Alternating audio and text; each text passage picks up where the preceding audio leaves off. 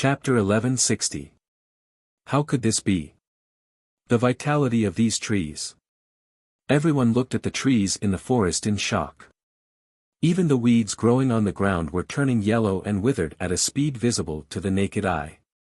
It was as if their vitality was being sucked out and they were withering rapidly. The originally lush and verdant forest had turned into a ghost forest due to the extraction of life force and the absorption of spiritual force. This caused the cultivators in the forest to tremble in fear and disbelief. How could such a big forest suddenly become like this? What on earth was the person inside the formation doing? It actually sucked away all the spiritual energy and life force in this forest. It was simply too abominable. This was to cut off their cultivation resources. This was to make it impossible for them to establish a foothold in the outer circle. This was to kill them all. No matter who it was, they would not allow such a thing to happen. Similarly, they would not allow it. They had to stop that person. Thinking about this, everyone sped up and arrived outside the formation. There were more than 200 cultivators gathered here. They looked at the sky changing color and the wind blowing on the ground. The spirit force in the air was quickly sucked in, and even the trees were rapidly withering. Someone among them shouted, "Brother, let's go. Who knows about formations? Those who know about formations, come out. Let's join forces and break this formation. Let's see who is destroying the vitality and cultivation resources here." The person who shouted was a cultivator at the peak of the Gold Core realm. His voice spread around and clearly entered the ears of the surrounding people. Naturally, it also entered the ears of Duan Yi and the others inside the formation. Just as the people outside who knew about formations walked out one after another, Duan Yi and the others inside the formation were also very stunned. They could not help but feel nervous. What should we do? It seems that we've attracted a lot of people. Are they going to deal with us? Ning Lang asked anxiously. Fengjiu is advancing. No matter what, we have to guard him so that he can advance in peace. If those people dare to come in, I'll kill them all. Duan Yi said fiercely. He summoned his contract beast and prepared for battle. That's right. No matter what, we have to protect Fengjiu and let him advance in peace. This is what we should do and must do. Song Ming said as he held a long sword in his hand. Luo Fei looked at the surrounding trees in a daze. He was a little stunned. After a long time, he murmured, "When I received the news last time, it said that Fengjiu entered the Holy Land to train and destroyed the spiritual power and vitality inside. I always thought that they were making a fuss and exaggerating the matter, but looking at the scene in front of me, I finally understand." The trees in front of him were withering at a speed visible to the naked eye. It was as if their vitality was being sucked out, and so was their spiritual aura. All of them were rushing towards the cave mansion. Such a scene was so unbelievable. If he hadn't seen it with his own eyes, he wouldn't have believed it. However, why was it that Fengjiu's advancement was not like this for others? It was the same when he entered the Golden Core stage in the Holy Land of the Academy. Now, it was the same when he entered the nascent soul stage here. Could it be that there was some secret in his body? Otherwise, how could there be such a shocking change? Bang bang.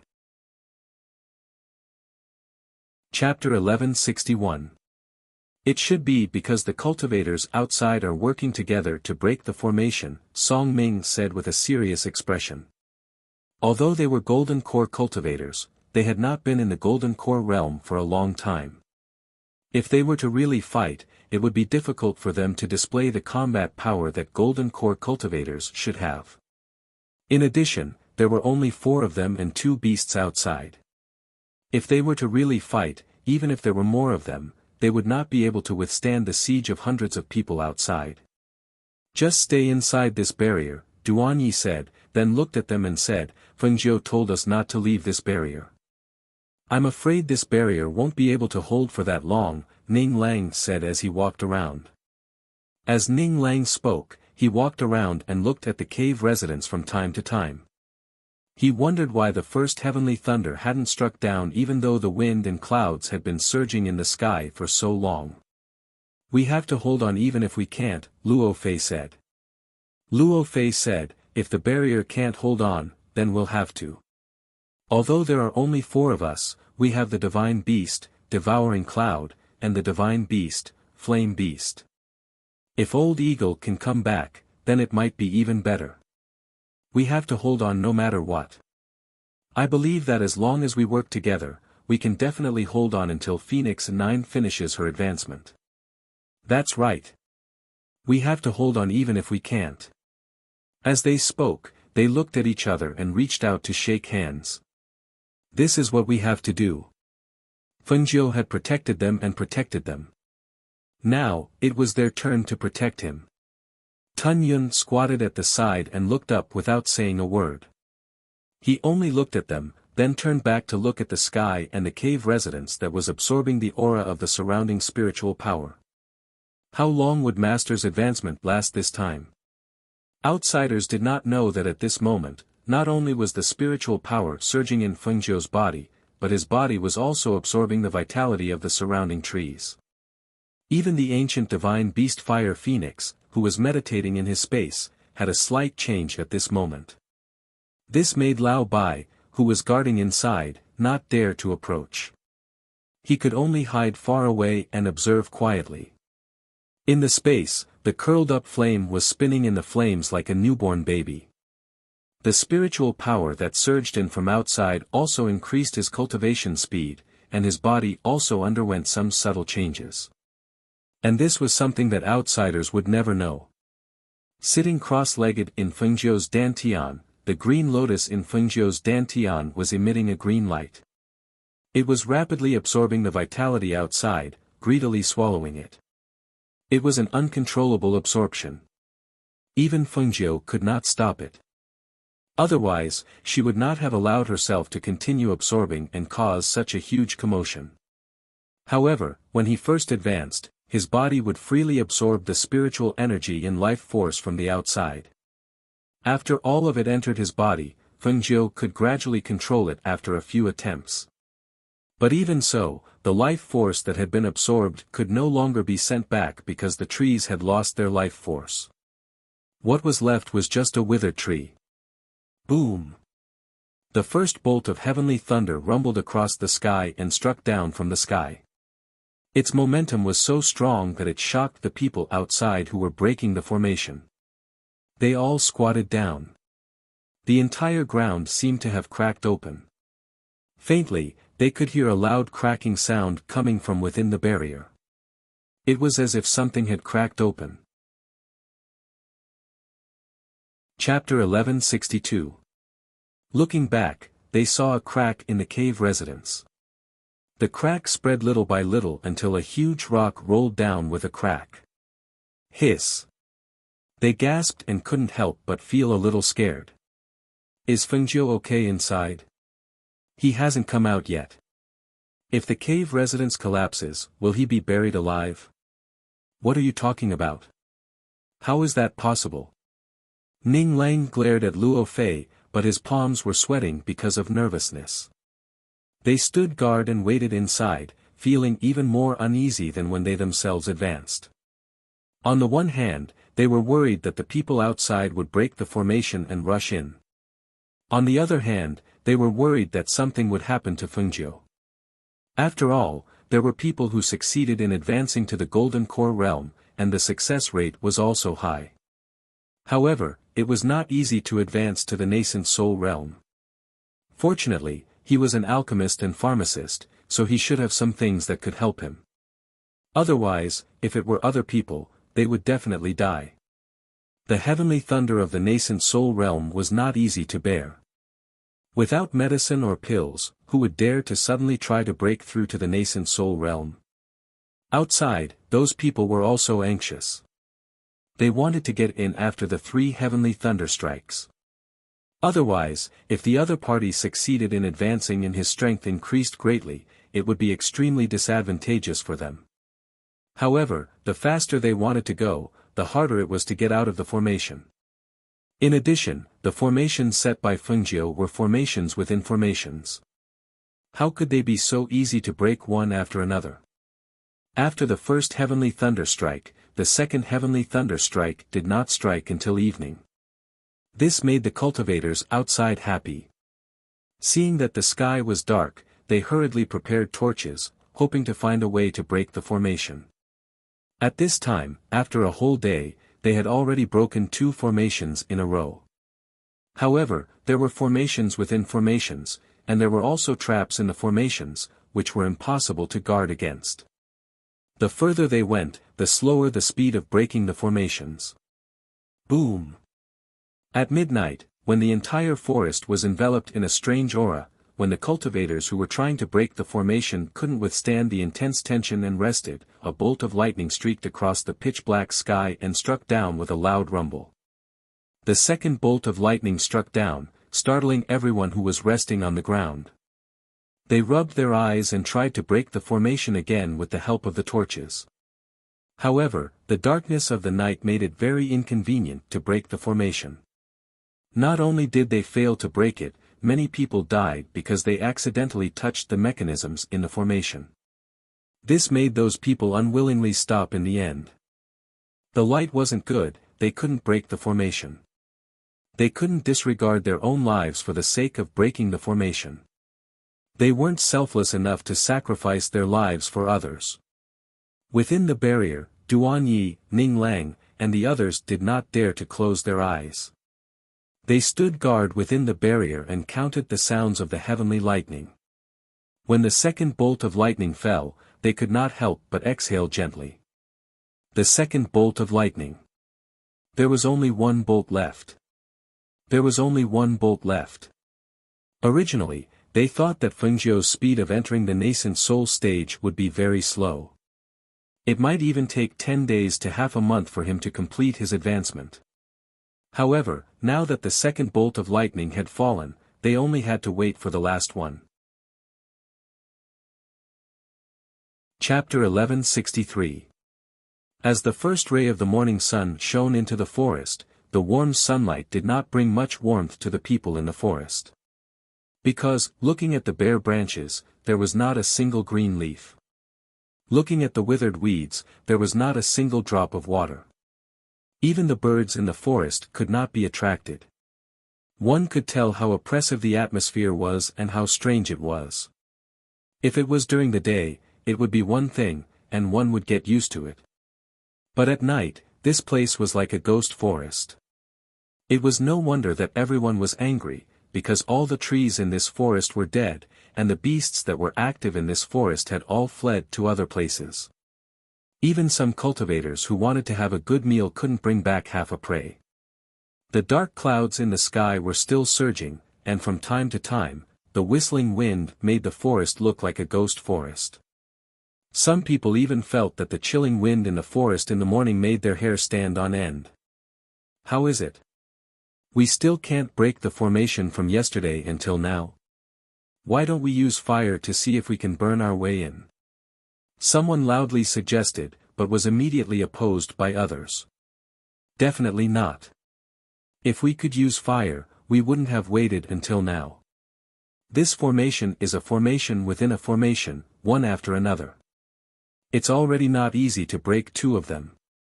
Then what do we do? It's been so long, if this continues, maybe the people inside will finish advancing. Hearing this, more than 200 people fell silent for a moment. They felt that there must be treasures in this place. Otherwise, it would be impossible for someone to set up such a complicated array and barrier in this place, and even advance one after another. Why don't we use the earth escape technique? Someone shouted, there are so many of us here, shouldn't there be an earth attribute cultivator? Let's use the earth escape technique to go underground and take a look. However, after hearing that person's words, everyone looked at him strangely as if he had said something strange. After glancing at that cultivator, no one paid attention to him, and they continued to discuss with the people beside them. Seeing this, the person scratched his head and asked the person beside him, "Did I say something wrong?" That's because you don't understand the earth attribute. Even if someone knows the earth escape technique, it's useless. They can pass through the formation, but they can't pass through the barrier. Do you know how deep they have to go in order to pass through the barrier? I don't know. Can't we just drill into the ground? That person asked. TSK. Don't shout if you don't know. The person next to him said and ignored him. A day passed just like that. Seeing the arrival of evening and the sky gradually darkening, everyone couldn't help but feel anxious. If they still couldn't break the formation even when the sky was dark, would the third heavenly lightning strike just like that? Just as he was thinking about it, the clouds in the sky began to churn and a bolt of lightning flashed across the sky. The last bolt of lightning struck down with a thunderous boom. In an instant, not only did the aura of the lightning strike spread out, but the powerful pressure of a nascent soul cultivator also spread out. It was like a huge rock being thrown into the sea, splashing up waves. The powerful airflow and pressure that spread out directly surged out of the barrier like stormy waves. Seeing this scene, Duanyi pulled Ning Lang beside him and shouted at Song Ming and Luo Fei, "Get down." Chapter 1164. The strong airflow swept across their bodies like water ripples. Layer after layer of water ripples pushed them outwards. They were lying on the ground, unable to raise their heads to look, because the dust and fallen leaves on the ground had been swept up, making it impossible for them to open their eyes. The powerful airflow surged out of the barrier layer by layer, pushing the cultivators out of the barrier. Some were pushed into the barrier and killed by the mechanisms, while others fled in panic and fell to the ground in panic. The air current surged outwards, stirring up dust. The flying sand and fallen leaves covered everyone. At this moment, everyone closed their eyes and wrapped their heads with their robes to prevent the wind and sand from entering their eyes. Therefore, no one noticed that when the heavenly thunder struck down and the surrounding airflow was still surging, a fiery light soared into the sky. The fiery light formed a phoenix with folded wings and rushed into the pitch-black night sky. It was extremely dazzling in the night sky. A sound similar to the cry of a phoenix spread across the sky in the pitch-black night and reverberated for a long time. None of the people in the periphery saw it, but there were people in the depths of the forest who saw it. Almost at the same time that the phoenix flames soared into the sky and the cries of the phoenix filled the air, some of the cultivators in the depths of the forest immediately flew over on their flying swords from all directions. The experts in the forest came from the 8 great empires, a place known as the City in the Sky. Even if they used secret techniques and treasures, they couldn't instantly arrive at the periphery from the depths of the forest. The fastest to arrive at the outer region was a gray-robed old man. He used less than an hour to arrive from the inner region. With a swoosh, his figure streaked across the night sky like a shooting star. The night sky was filled with a radiance that was as dazzling as the moon. When the old man stood in the air, a powerful pressure that surpassed that of a nascent soul cultivator spread out from his body. When the pressure came out, the faces of the nearly 200 cultivators around him paled. They all knelt down and didn't even dare to raise their heads. "What are you all doing here?" The old and majestic voice came out. It was sharp and cold. The people below all knelt on the ground and trembled. No one dared to answer him, and no one dared to raise their heads to see what kind of person he was until the shout came again. "Speak." One person trembled as he said, "Sir, we want to break the formation, but we can't break it. We can't enter." In midair, when the old man heard the words of the people below, he cast a glance downwards. With a flick of his sleeve, a few explosive sounds could be heard. Soon after, the fog dissipated, the rune was broken, and the scene inside was revealed. After the formation was broken, the old man came down from the sky. His robe fluttered as he walked forward step by step. When he arrived before the formation, he pointed at it. A ray of light streaked across, rippling out like water. With a bang, the enchantment dissipated, and the old man stepped inside. Chapter 1165. Without walking in, the old man's divine sense scanned the area after the boundary was broken and knew that there was no one around. He clasped his hands behind his back and squinted his sharp eyes. He stared at the cave for a long time before turning around to ask.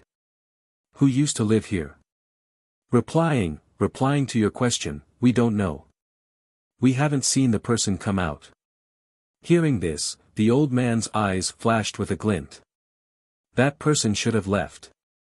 What a sharp person.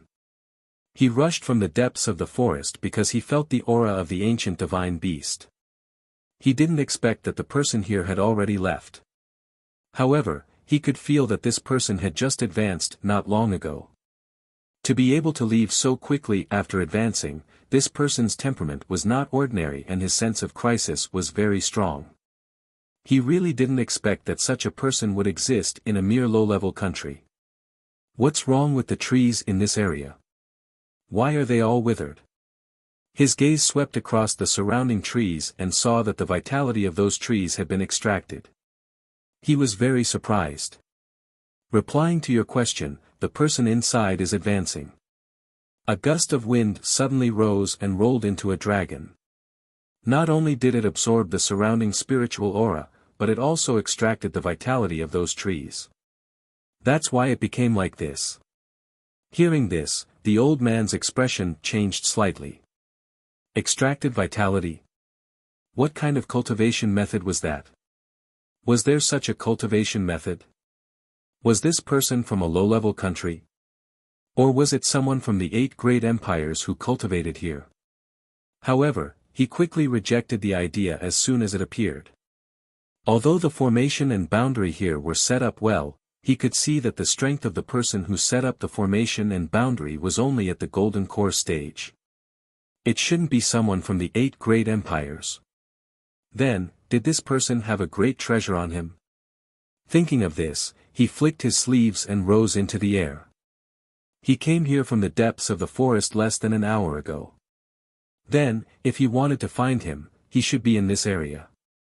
After the old man left, the person on the ground didn't hear any movement for a while. Only then did he raise his head to look. After seeing that there was no one, he heaved a sigh of relief and stood up. He wiped his cold sweat and rubbed his legs that were still weak. This must be a powerhouse from the 8 great empires. The pressure is too strong. I'm so scared that my legs are still weak. Thankfully, he didn't kill us. That's right, that's right. The experts of the 8 great empires are indeed different. The formations and barriers that we have been trying to break for a long time were broken by him the moment he arrived. But, where did the people inside go? How could he not be inside? With all of us here, it's impossible for them to come out. Could he have left by climbing over this mountain? Look at the mountain in this cave. Perhaps they left from here under the cover of the night. However, why would that expert want to find the people inside? Could it be that those people really had treasures on them? Otherwise, how could it attract the experts from the inner circle? As he spoke, several figures appeared in the air with a whoosh and stopped in the sky above them. When they felt the powerful aura emanating from these people, the cultivators who had just stood up quickly fell to their knees. Greetings, Venerables. Chapter 1166. The few people who came here at the same time looked at each other, and one of them asked, "What's with that flame?" "Fire, flame. We don't know what kind of flame it is." Impudent. With a deep roar, he released his pressure, causing the blood in everyone's chests to churn and blood to flow from the corners of their mouths. That flame soared into the sky and you all said you didn't see it? The cultivator exuded an oppressive aura that assaulted the crowd below, rendering them speechless for a long time. Seeing this, one of the female cultivators covered her mouth and chuckled, "Why are you being so impulsive?" Perhaps they really didn't see it. When the male cultivator saw this, he didn't say anything else. He waved his sleeve and stood with his hands behind his back, clearly intending for her to ask. The female cultivator chuckled and looked at the people below, asking, Then what do you all know? Tell me about it. It's estimated that someone has advanced here, and it's not just once, so we were curious and wanted to see if there were any treasures inside. It's just that we couldn't break the formation and barrier here even after breaking it for a long time. Previously, a senior came here and broke the formation and barrier here. Only then did we find out that the person inside had already left. That senior probably went to look for it and went in that direction. As the cultivator spoke, he pointed in the direction of the mountain and wiped away the cold sweat on his forehead. Only the heavens knew how much fear he had to endure to not stutter. Hearing the words of the person below, the people in the air glanced at each other and flew in the direction of the mountain one after another. It wasn't until those people left the mountain that the people below let out a sigh of relief and quickly scattered.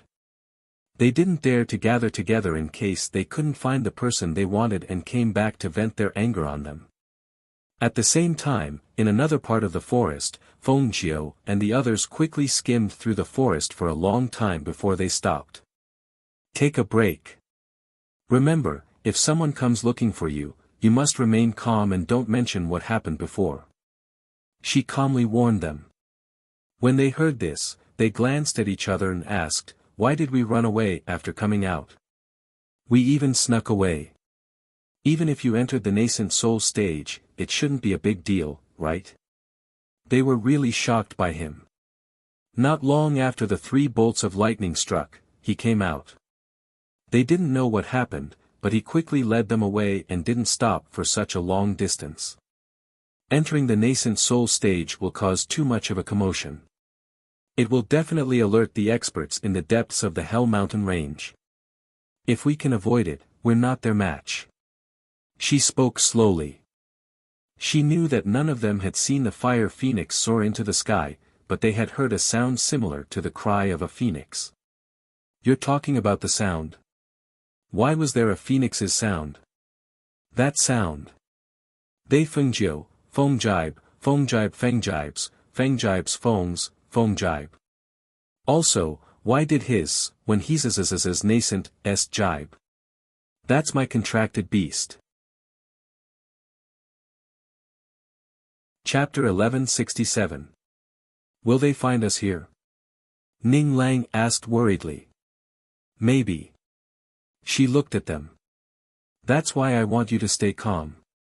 In front of an absolute powerhouse, life and death can be decided in an instant. Hearing this, their hearts trembled. They knew the seriousness of the matter, so they sat together to discuss countermeasures. They're heading towards the mountain peak. Fortunately, we're not going there. Luo Fei said and looked at Fengjiu. He had concealed his nascent soul aura. If they didn't know that he had already entered the nascent soul stage, they wouldn't have been able to tell that he was already a nascent soul cultivator. Rest. There's no need to hide anymore. If we continue to hide and get discovered, the situation will be very bad. Just follow the countermeasures we discussed just now. Fengjiu gestured. The sky was not bright yet, so he asked them to sit under a tree and rest. The few of them nodded and sat down under the tree to rest. 2 hours later, a powerful aura suddenly attacked them. A pressure that no one could ignore enveloped them and woke them up with a start. Actually, they had already woken up. After all, who could sleep at this time? However, they were all smart people. Who didn't know how to pretend? Who's there? Fengjiu asked and looked at the sky.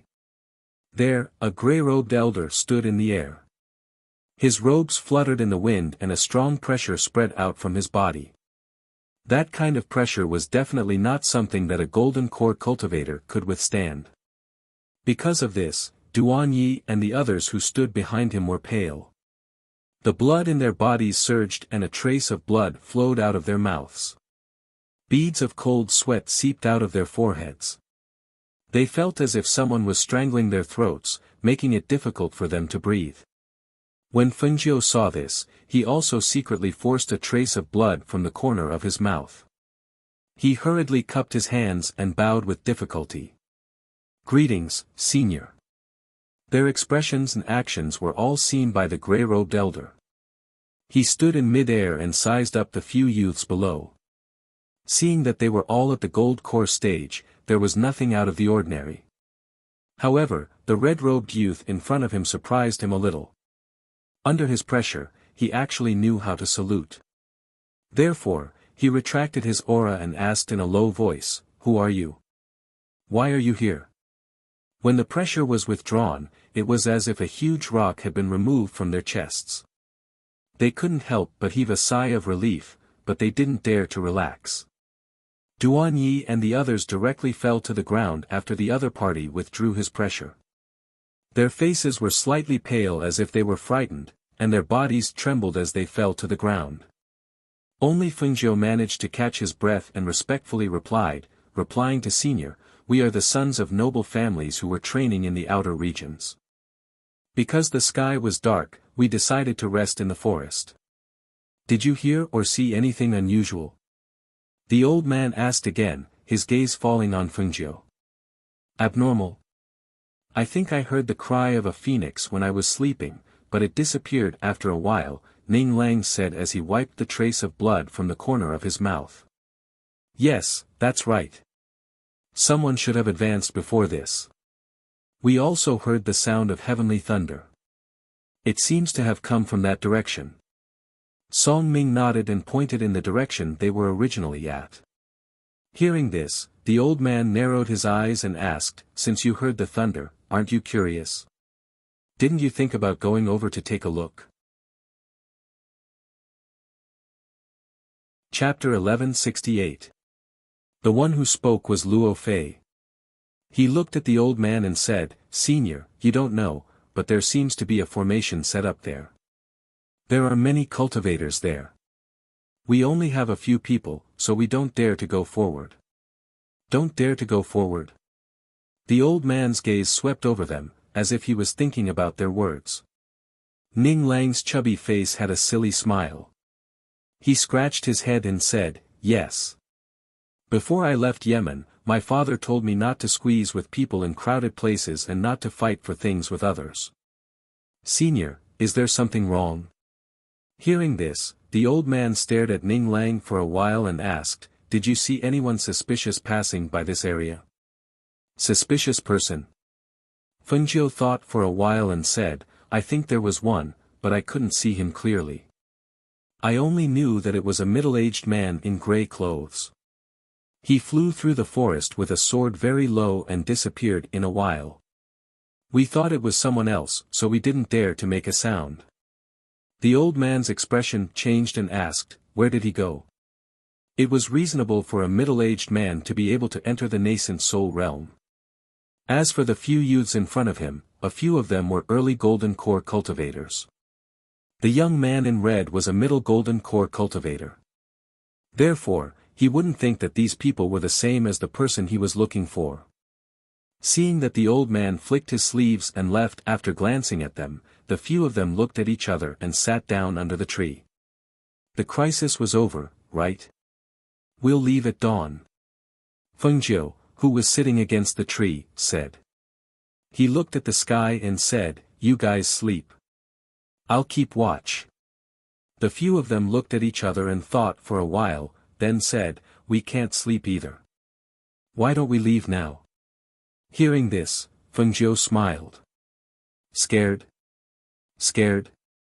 No, but that person's cultivation was very strong.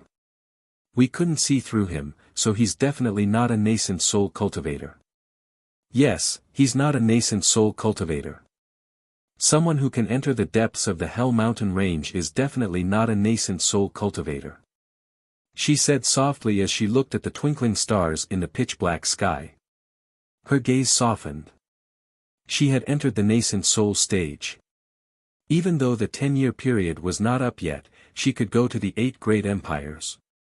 However, before that, she had to go to a first-tier country and bring her mother back to reunite with her father. Only then could she be at ease and leave for the 8 great empires. Hearing this, everyone's hearts trembled and they asked, "Then what's above the nascent soul stage?" In all the big and small countries, even in a first-class country, the highest level of cultivation was the nascent soul stage. Then, what was the level above the nascent soul stage? Was it like the previous expert who possessed a powerful pressure and aura? It was as if a single glance or a single strand of divine sense could kill them all. Was it that powerful? What's the level above the nascent soul stage? Fengjiu murmured to himself. After a long time, he smiled and said, since we haven't come into contact with it yet, it's pointless to say it. When we come into contact with it in the future, we will naturally know. Chapter 1169. The few of them were not sleepy, so they chatted there until dawn. Only then did they prepare to leave, planning to leave this place first. However, just as they were about to leave on their swords, a giant snake appeared 10 meters in front of them. It raised its head and flicked its tongue at them. Ah! Snake! Ning Lang was startled and cried out in surprise. His early morning cry broke the tranquility of the forest and alerted the others in an instant. Is this the snake you were talking about? Duan Yi looked at Fengjiu and asked. Why is this snake chasing after you? Song Ming asked curiously. But when did this snake come? None of us noticed it. Luo Fei was surprised. If this snake attacked them and they did not know, then, Fengjiu also found it strange. Why didn't this snake attack them? Moreover, it lurked 10 meters away without making a sound. They were too careless. Hiss.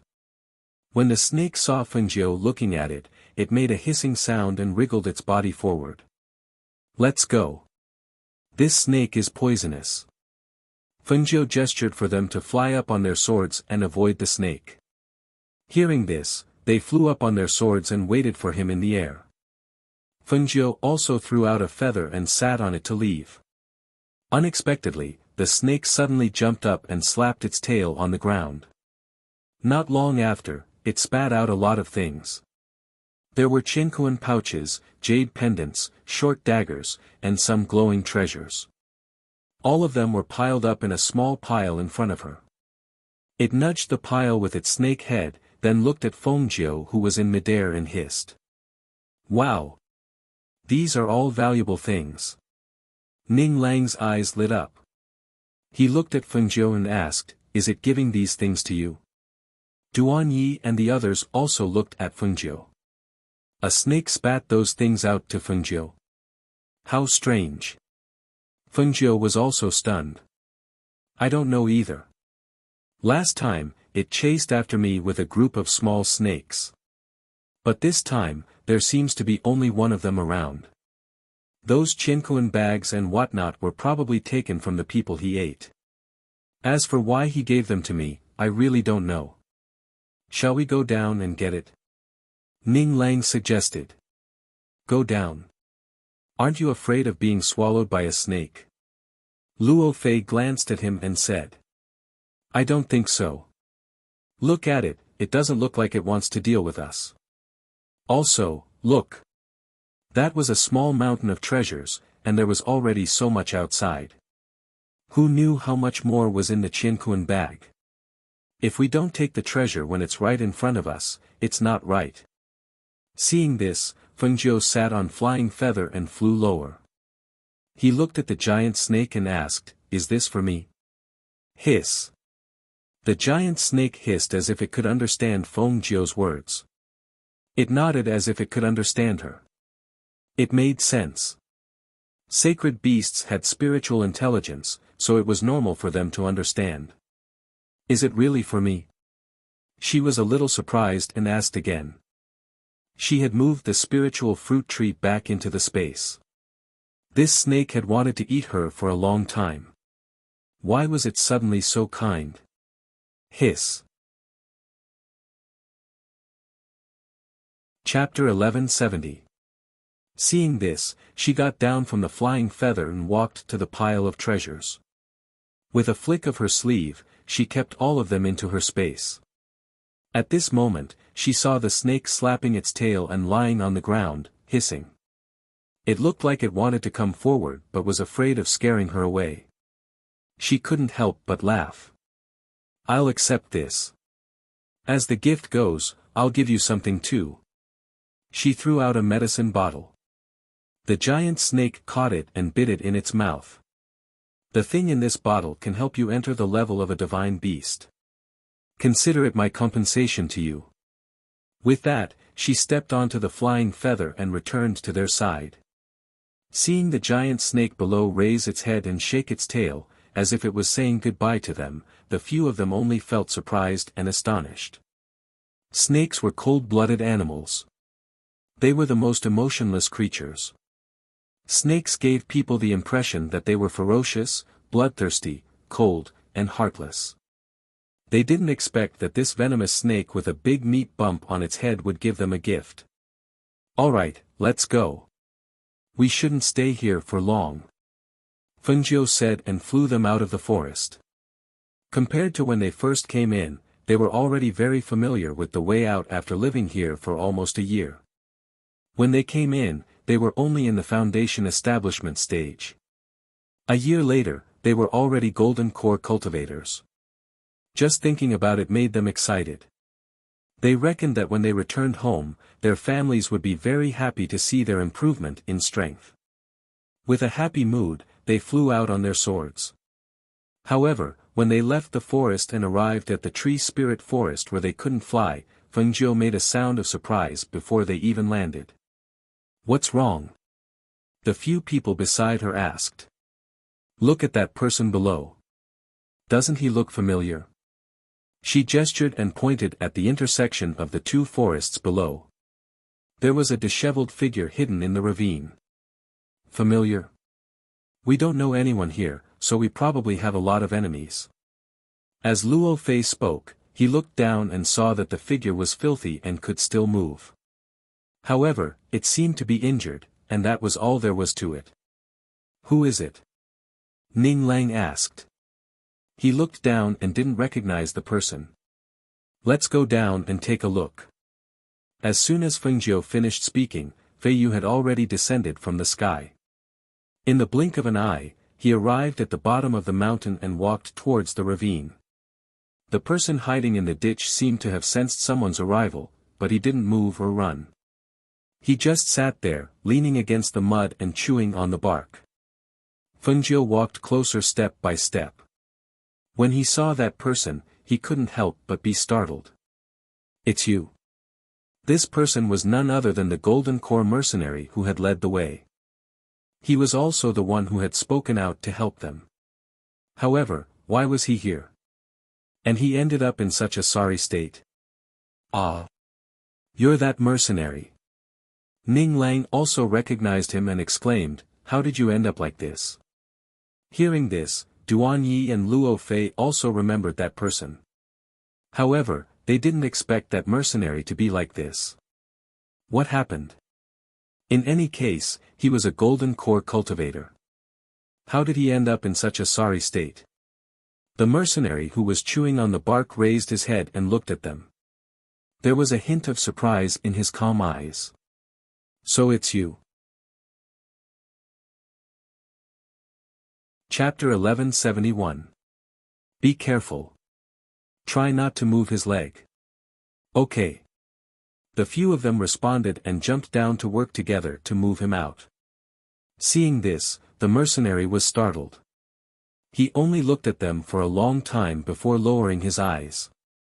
The few of them moved him to a flat area and let him sit against a rock. Only then did they smile and say, okay, this should be enough. Fengjiu took out some food and water from his space and handed it to him. Eat something first and drink some water to moisten your throat. Thank you.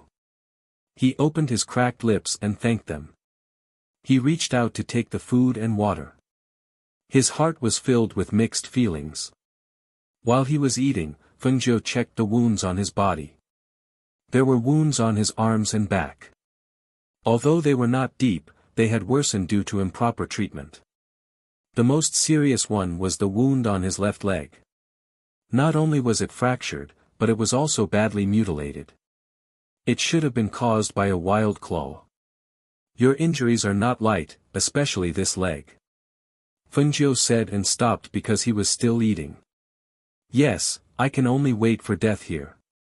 He smiled, but that smile carried a bit of sorrow. Maybe it would be better to just die. Waiting for death like this is really worse than death. Abandoned by the team, abandoned by his companions. He really wanted to ask them, why didn't they just give him a quick death? Wouldn't that be better? The team leader he had followed for so many years, the brothers who had gone through fire and water many times, had abandoned him, who was injured and could not walk. He did not know what he was doing alive. He knew that he would either be killed here sooner or later, or be dragged away by the ferocious beasts, but he still used the dagger they left for him to peel the bark and eat under his extreme hunger. It turned out that human nature could be so selfish. It turned out that what brothers said about being able to support each other through life and death was all a lie. When he was abandoned by the brigade, none of the brothers who he had saved in the past stood up for him. Those brothers who were extremely friendly in the past, when he could not walk or fight, only looked at him coldly. They even took away his chinkuan bag. He only left him with a rusty dagger. A rusty dagger. Fengjiu looked at him. His entire person was different from when they first met. There was no longer any spirit in his eyes, and there was no longer any vitality in his body. There was only coldness, sorrow, and an extremely disappointed aura. Without asking what he had been through, Fengjiu only said, "Bear with it. I'll treat your wound." Then, he gestured for them to take off his clothes and his dirty pants, revealing the wound on his thigh. "Luo Fei, find a branch for him to bite on," she instructed without raising her head. "No need, this pain is nothing," he said, then said to Fengjiu, "I can bear it." Hearing this, Fengjiu looked at him, then nodded. He took out a small knife and removed the infected and rotting flesh on his arm and back. Then, he used medicinal wine to clean the wound, applied medicine, and bandaged it. After treating the wound on his arm and back, Fengjiu took care of the wound on his thigh. Other than the wound, there was also a fracture, which was more troublesome. Chapter 1172. Don't I look like one? Yes, he looked at Fengjiu who was treating the mercenary's wound without looking up, and said, "You're very skilled. Maybe it's because I'm often injured or bandaged." Speaking of this, she looked up and smiled at him, "However, I'm not like you, who would easily save people and fight for justice." The mercenary was stunned. He knew that the young man was talking about how he had protected them when they first met. However, just as he was distracted by the young man's words, he suddenly heard a cracking sound. He let out a muffled groan as sweat dripped from his forehead. "All right, I've fixed the dislocated bone for you. The next step is to apply medicine and fix it." As she spoke, she looked up at him and saw that he was sweating profusely. She smiled and said, "Don't worry, it won't hurt later." A few people at the side grinned, "You're really lucky to meet us here. Otherwise, if it wasn't for the ferocious beasts, you would probably have died here. All right, don't be so long-winded. See if anyone has clothes in their chinkuan bag that he can wear. Give him a set." After Fengjiu quickly treated the mercenary's wound and fixed his broken leg, he walked to the side and washed his hands with water. "He's so big, he definitely won't be able to wear our clothes. However, among the things we obtained, there are many other people's clothes. There should be something that he can wear." As Ning Lang spoke, he took out a chinkuan bag and rummaged through it. Not long after, he found a set of clothes and compared it to the mercenary's body, and smiled, "Yes, this should be fine. Come, I have something to tell you." Luo Fei pulled Fengjiu to the side and asked in a low voice, "What do we do now? There's one more person. Should we wait here for him to recover and leave together?" "Yes, let's wait for his leg to recover and leave together." Fengjiu nodded and said, "Are we really leaving together? Broken bones can't be healed in a few days." Luo Fei looked at the mercenary over there. Although he felt that it was quite pitiful for him to be alone, they had to accompany him here for half a month, Feng Jiu smiled. No need.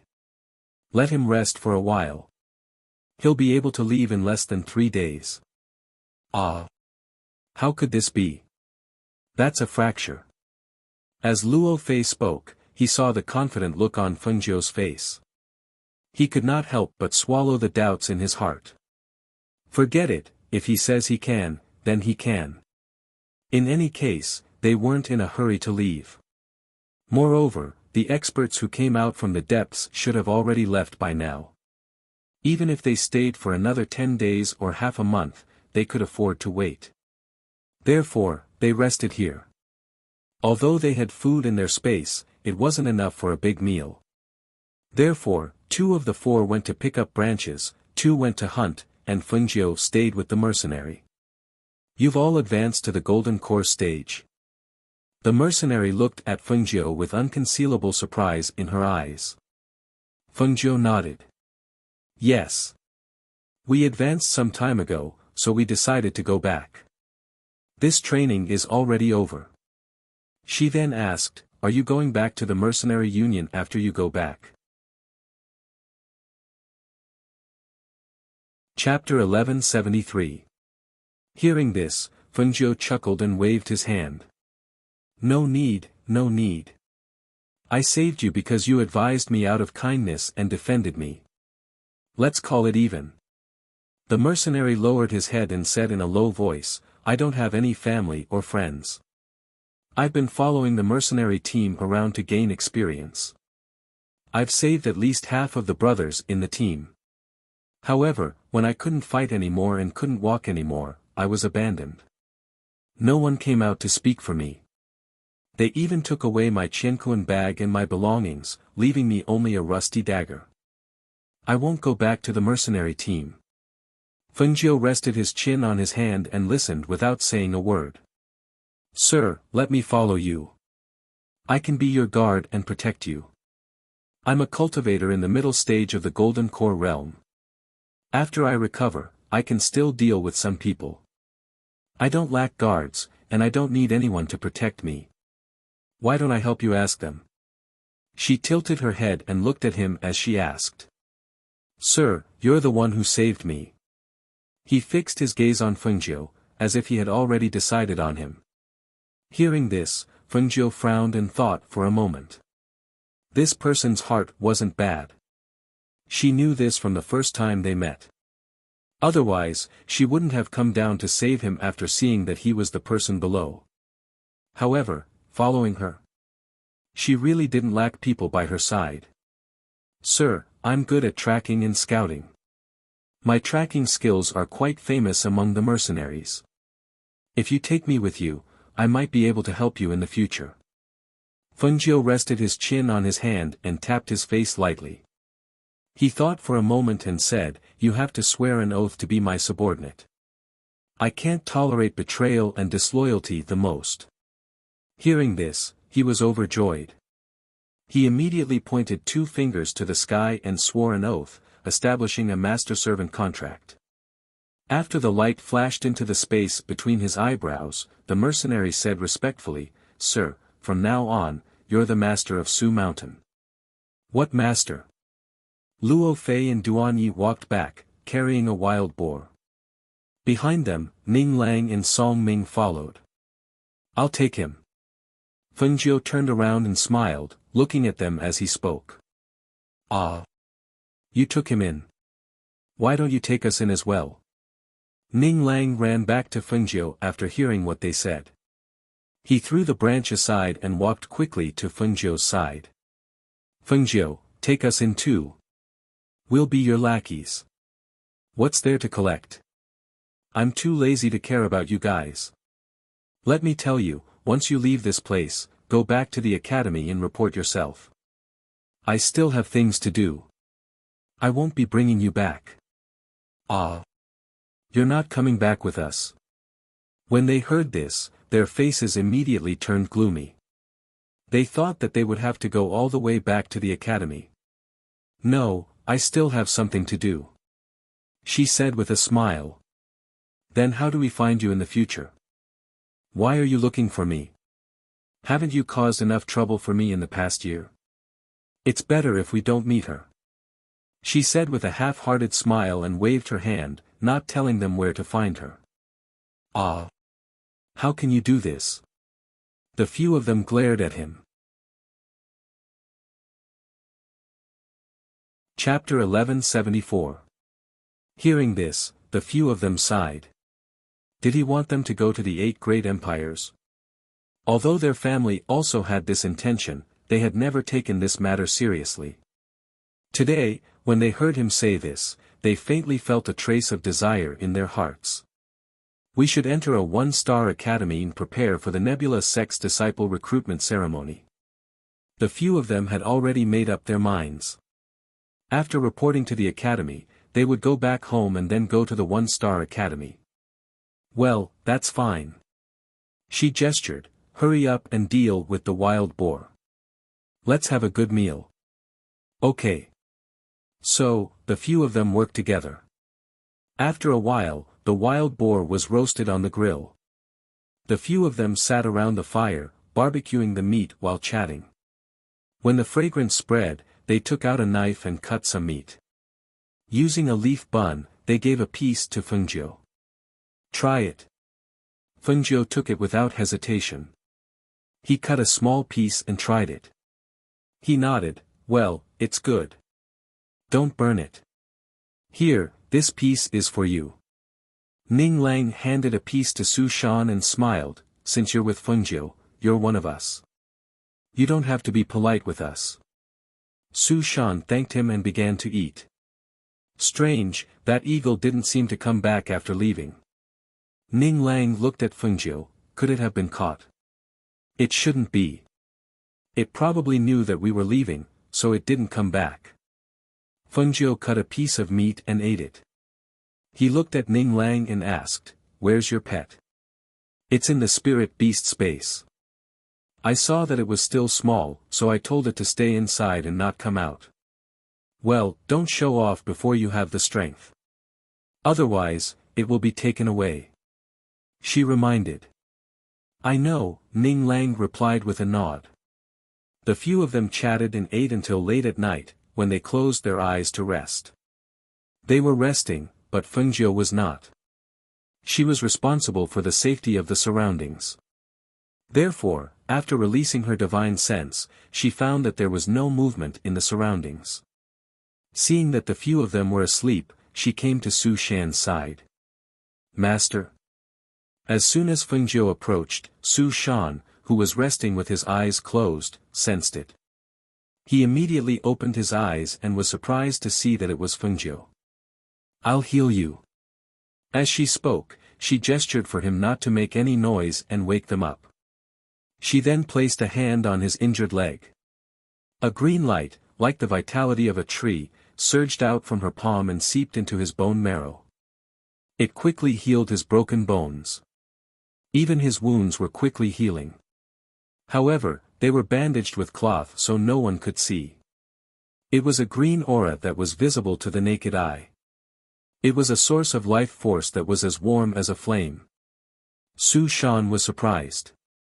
After about half an incense stick's time, he saw that his master's face was slightly pale and his forehead was sweating. He hurriedly asked, Master, are you all right? I'm fine. It's just that I've used up too much energy. Stand up and move around a little. She wiped off her sweat. This was the first time she had used her vitality ability to heal someone. She wondered how effective it would be. Can I stand up now? Su Shan asked in surprise. After seeing him nod, he then moved his leg. However, with this movement, he could clearly feel that the pain in his leg had completely disappeared. It was as if his leg had never been injured. Chapter 1175. What are you guys doing? Ning Lang rubbed his eyes and asked. He looked carefully and saw Su Shan walking back and forth. He couldn't help but be stunned. Isn't your leg bone broken? Duan Yi and the others were also stunned. Seeing him walking there, it was obvious that he had recovered. But, how was that possible? Wasn't his bone broken? No matter how good the medicine was, it shouldn't have healed so quickly, right? Yes, it's healed. Look, I can walk and jump now. He said happily and even shook his broken leg, but he didn't feel any pain at all. All right, as long as you're fine, don't show off. Fengjiu waved his hand and motioned for him to stay at the side. As soon as he finished speaking, Ning Lang and the others pulled him back. Fengjiu, do you have any miracle medicine for bone fractures? Give me a bottle too. Otherwise, I'll buy it from you. Ning Lang looked at him fawningly, his chubby hands balled into fists and pounded on his shoulders. No, she said straightforwardly. Why not? Look, his leg is healed. Don't be so stingy. I'll buy it from you, so you'll owe me a favor. I really didn't. It's my hands that can save people. It's not my medicine. All right. Since you guys are awake, keep watch. I'm going to sleep for a while. As she spoke, she walked to the tree and sat down. Hey. Ning Lang wanted to say something but was stopped by Su Shan. Young Master Ning, my master is a little tired. Let him rest. Hearing this, Ning Lang and the others noticed that Fengjiu's face was a little pale. They felt strange but didn't pester him. Instead, they asked Su Shan, then tell us, how did he treat you? What medicine did he use? Take off the cloth on your leg and let me see. Hearing this, Su Shan shook his head. That won't do. My master said he would tell you, but he didn't. I can't tell you either. I'll go keep watch. You can do as you please. Seeing that this big guy refused directly, the others were stunned. They looked at each other and didn't say anything else. Fine. It wasn't like they didn't know about Fengjiu's strange temper. He was full of secrets, so there was no need to talk about it. It wasn't until early in the morning when the first ray of sunlight shone down that everyone used water to wash their faces and rinse their mouths. Only after eating something to fill their stomachs did they prepare to leave. Fengjiu looked at them and said, "This forest is fine during the day.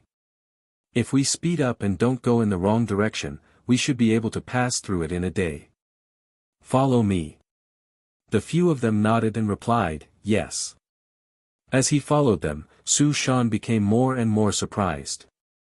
He thought they were all young masters, but he didn't expect them to be more familiar with the environment and danger than he was. When they first came in, they didn't know how long they had walked through this forest of tree spirits. Moreover, they were constantly attacked by the tree spirits, but they seemed to be used to it.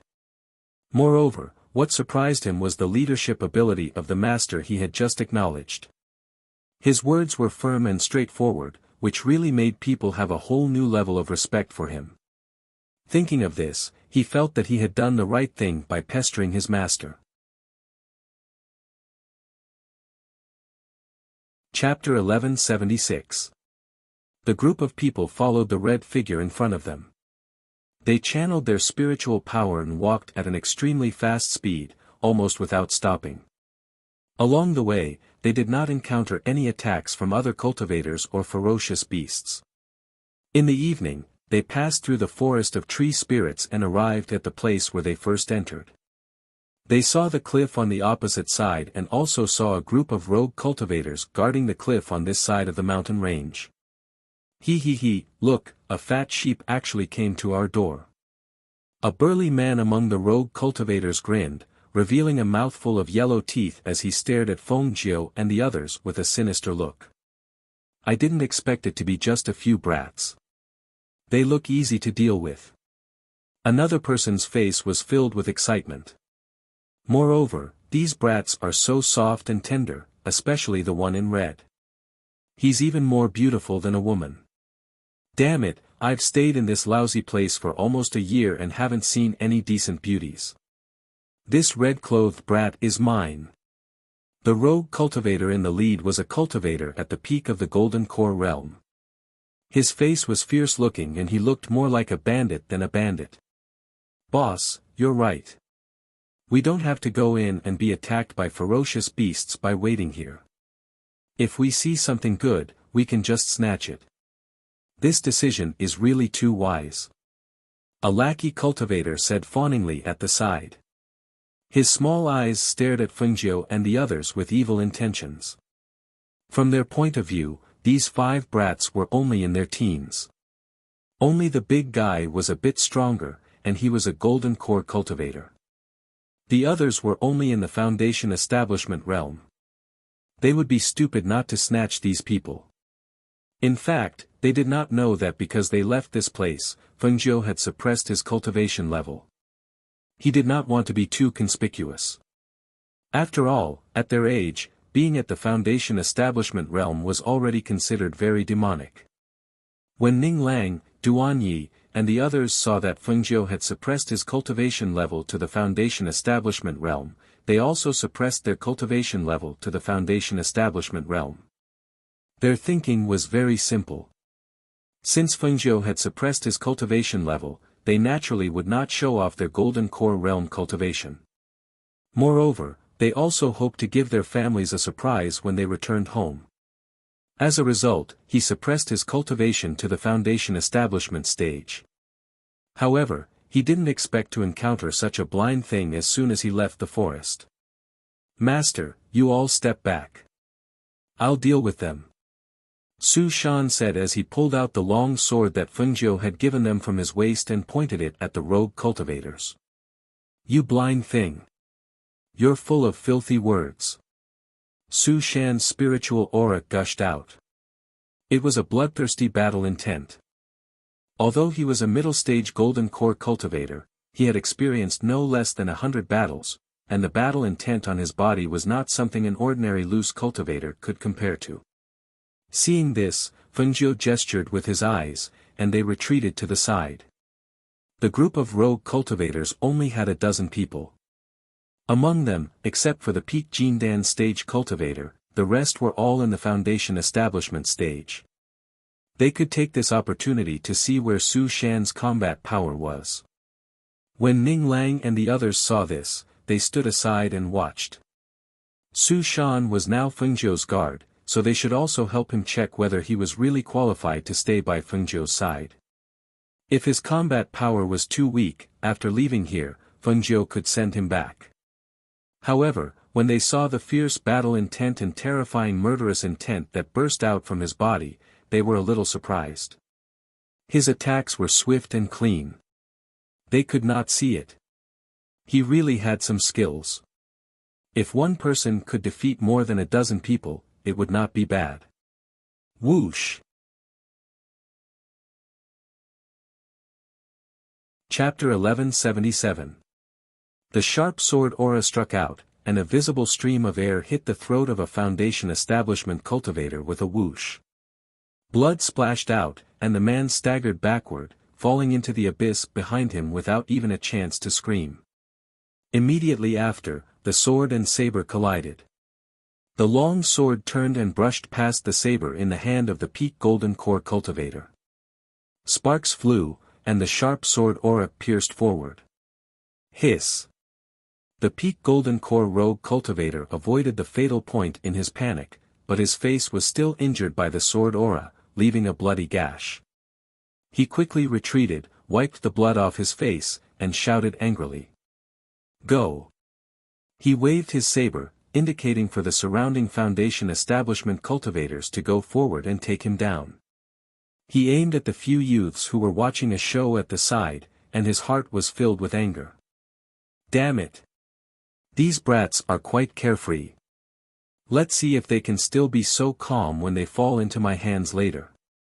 He cursed in his heart and was about to move over when he saw the big guy kick a few foundation establishment cultivators down the cliff and kill a few more with his sharp sword. In less than half an incense stick's time, he lost more than half of his men. Ah! Boss, save me! Some people were still crying for help when they fell into the abyss. Some were shocked when they saw this, and fear rose in their hearts. The more they fought, the more they were no match for him. They couldn't help but cry out and try to escape. Trying to escape. Su Shan's sharp eyes swept over them, and he kicked out a piece of gravel, hitting the back of their heads with a few bangs. Ah! With a muffled groan, they fell to the ground one by one. Seeing this, the peak golden core cultivator suddenly took a big step forward and reached out to grab Fengjiu in red. You dare to offend my master, you're courting death. Su Shan turned around and saw the rogue cultivator reach out to grab Fengjiu. He immediately turned and stepped forward, grabbed the rogue cultivator's foot with one hand, and pulled him back fiercely. Fengjiu, Duan Yi, and the others watched quietly. Even when they saw the peak golden core cultivator attacking them, no one dodged, as if they knew that he couldn't hurt them. That's right, a golden core cultivator wanted to hurt a nascent soul cultivator. In this world, how many monsters like Fengjiu could kill a nascent soul cultivator? How dare he attack Fengjiu? He was tired of dying too slowly. However, Su Shan's skills and fighting strength opened their eyes. Even if they fought him, they wouldn't be his match. He was a true middle-stage gold core cultivator. His combat prowess and fighting spirit were gathered from every slaughter and battle. He had combat experience that they did not have. Although of a person to him. Chapter 1178. He put away his long sword and turned around. Master, we can go now. Fengjiu nodded and was about to walk away when Ning Lang, who was beside him, jumped forward excitedly and picked up the Qianquan bags and other things from the ground. Seeing this, the corners of her mouth twitched slightly and she couldn't help but want to hold her forehead. This brat was still the same. Which Jindan stage cultivator would care about such a small thing? Which golden core cultivator would be as greedy as him? Ning Lang, you didn't do anything. Aren't you embarrassed to take it? She said casually and saw the smile on his face stiffen. He looked up at her embarrassedly. Hee, I didn't want to keep it for myself. Didn't I count the spoils for Su Shan? As he spoke, he gave Su Shan all the things he got from the rogue cultivators. Here, you can have it. Keep it well. This. Su Shan wanted to decline, but he heard his master's voice. Take it. Didn't those mercenaries take all the things you have?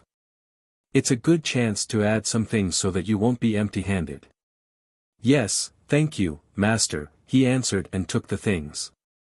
I helped you count them. Why don't you thank me? Ning Lang snorted and said. Thank you, young Master Ning.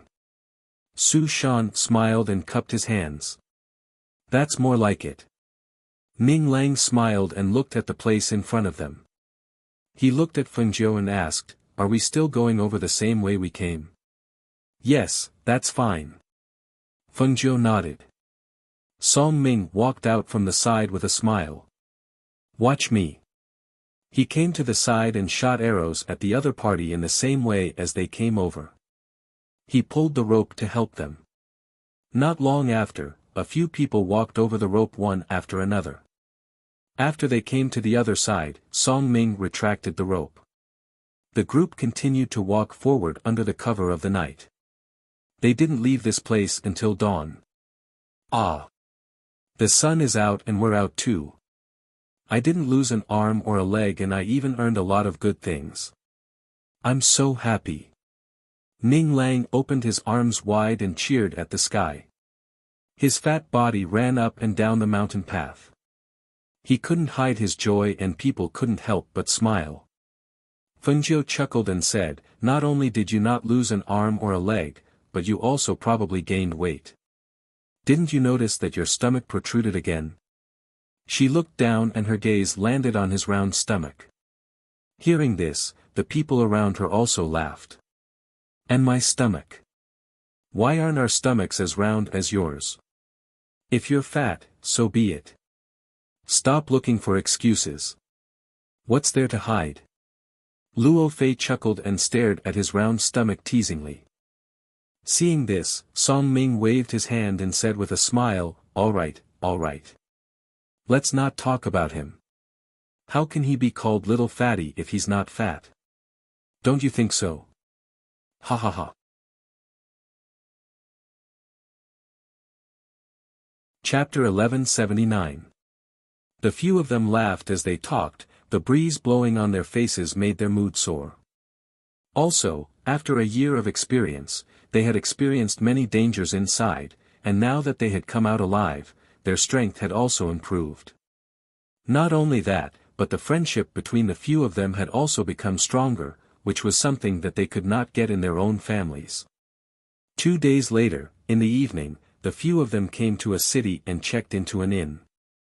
The first thing they did was to ask the waiter to prepare hot water for them to take a hot bath.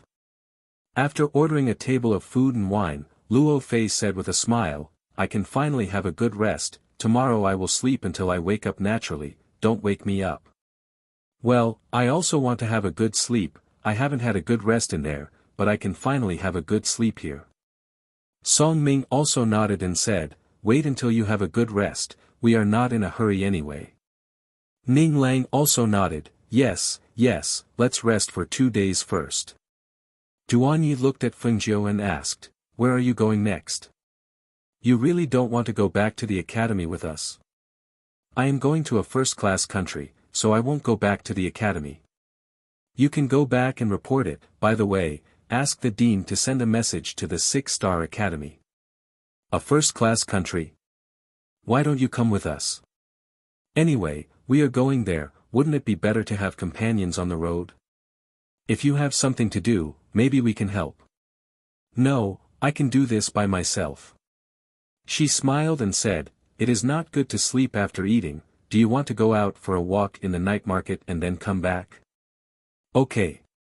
The few of them agreed, if they went with him, they would still be willing to go out for a walk, although things like going to the night market were mostly liked by women, they did not understand why Fengjiu would also like to go shopping. So, the few teenagers who did not like to go shopping accompanied Fengjiu to the night market, while Su Shan did not follow, and stayed in the inn. These people were all teenagers. Their faces were outstanding and handsome, each with their own unique characteristics. Coupled with their luxurious clothes, one could tell at a glance that they were the sons of aristocratic families. As they walked on the street, they naturally attracted the attention of many people. Among them, most of them were teenage girls. Seeing those young girls raising their handkerchiefs to cover half of their faces and looking at them shyly, Song Ming proudly raised his chin, putting on the appearance of a noble young master, and said, "This young man is valiant and formidable. As expected, I can charm thousands of young girls wherever I go." "Fine." Luo Fei glanced at him and said, "You were clearly looking at me." "How is that possible?" "You're looking at me." Ning Lang rubbed his round belly and grinned with his eyes squinted into slits. Duanyi rolled his eyes. These idiots. Those women were clearly looking at Fengjiu, not at them. "Young master." Someone called out softly. They raised their heads and saw some fruits being thrown down from a nearby building. Fengjiu was stunned for a moment, then reached out to catch it, returned a charming smile, and directly took the fruit and ate it. Seeing this, the few people behind him were stunned. Then, they heard a surprised scream from upstairs. "Ah! He took my fruit. He ate the fruit I threw. Ah! I want to throw too, young master, take my fruit, young master. Young master, and mine, young master, take the fruit."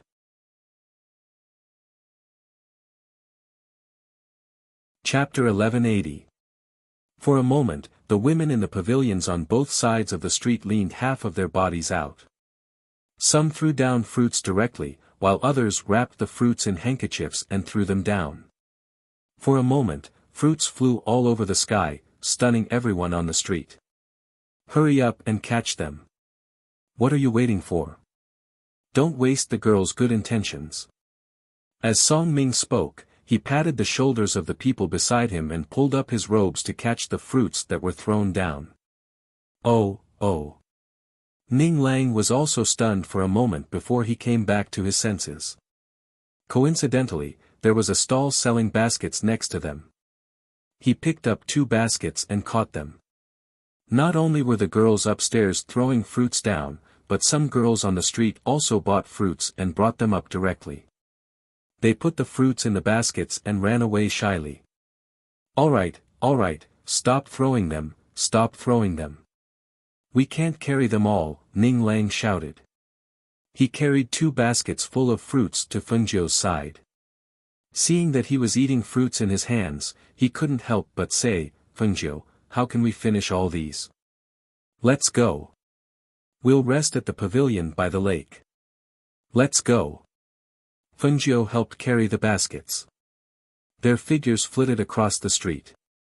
Not long after, they arrived at the pavilion by the lake. They put the fruits in the pavilion. Other than Ning Lang carrying 2 baskets, the others also filled their pockets. Looking at so many fruits, they couldn't help but shake their heads. They looked at Fengjiu. What should we do with so many fruits? Eat. This fruit is quite fresh. It's crispy, sweet, and juicy. She picked up another one and ate it, saying, girls nowadays are too enthusiastic. This isn't the first time I've collected fruits. Eat. How can we finish all these? Song Ming also picked up one and ate it, saying, it'll spoil if it's left for too long. That's easy. I have an idea. Ning Lang grinned and looked at them, saying, look, there are many tourists here. We can sell the fruits here. Hearing this, Fengjiu and the others were stunned. They looked at him strangely and said, you can sell them if you want. I'm not going. I'm not going either. Duan Yi also shook his head. We're not going either, Luo Fei and Song Ming said. They weren't that short of money. Selling fruits. If this were to spread back, people would laugh themselves to death. Ning Lang chuckled. You're really not going? All right then. I'll sell it myself, but I won't share the money with you. As he spoke, he carried a basket of fruits to the pavilion and looked at the tourists around him. They were all in pairs, so he thought for a moment, cleared his throat and shouted. Sweetheart goal. Betraying your lover. Lover fruit. What Valentine fruit? A young man and woman walked over and asked curiously. When they saw that it was just a fresh fruit, they couldn't help but feel disappointed. This is the lover fruit. 1 green and 1 red for a pair. I only sell these fruits to my lovers. If you don't come in a pair like the 2 of you, I won't sell them. Ning Lang smiled and squinted his eyes as he spoke. He picked up a pair of fruits and handed it over, young master, buy a pair. Please treat this beautiful and elegant lady to a Valentine's fruit. It's crispy, sweet and delicious.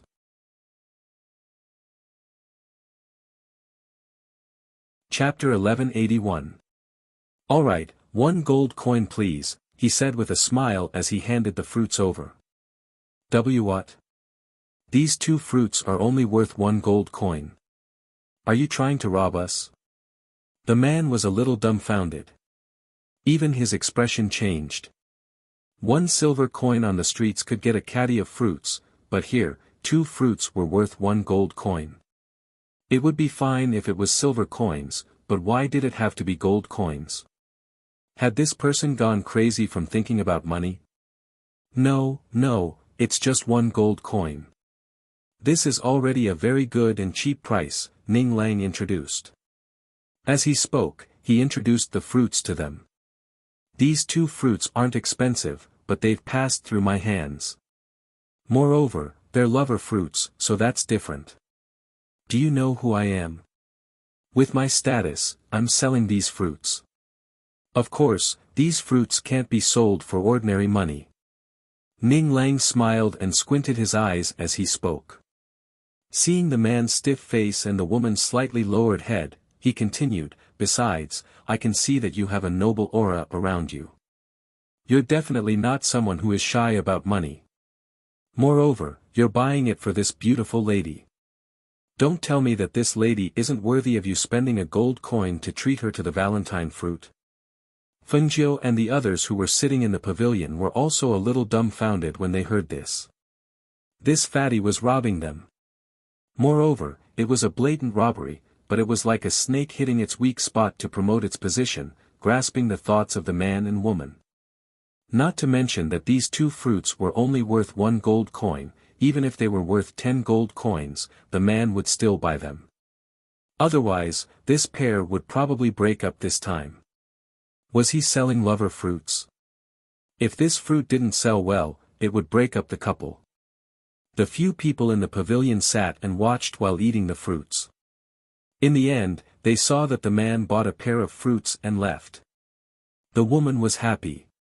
Seeing this, the man felt a little aggrieved, but he could only force a smile and walk away. This was probably the most expensive ordinary fruit he had ever bought. Look, I've earned 1 gold coin. Ning Lang turned around and smiled at them proudly. He shouted again and more people came over one after another. In the end, they were all the same. Some were happy to buy, while others were unhappy. But no matter what, even the fruits in the pavilion were sold out by Ning Lang in the end. Looking at Ning Lang, who was sitting there counting the gold coins, Fengjiu and the others sincerely admired him. This little fatty really lived up to his name of being a money grubber. Wherever he went, he would think about making money. It was amazing that he could earn so much just from those fruits. I'm already satisfied that I can earn so much just by visiting a night market. As Ning Lang spoke, he carefully put away each gold coin. Especially those that I don't have to share with you. Ha ha ha. Alright, it's getting late. Let's go back and rest. Fengjiu shook his head and stood up. He was happy. They were watching here, but many people left with stiff faces. He made a lot of money from selling these fruits, but there were indeed many people who felt that they had been cheated. Actually, what he said was not unreasonable. He was the son of the richest man in the country. Since he was buying fruits, the fruits naturally couldn't be sold at the market price. Not to mention 1 gold coin, he could probably sell them for 100 gold coins. However, by then, the buyers would not be ordinary people, but people who knew his identity and wanted to get close to him. They would be happy to spend 100 gold coins to get close to him.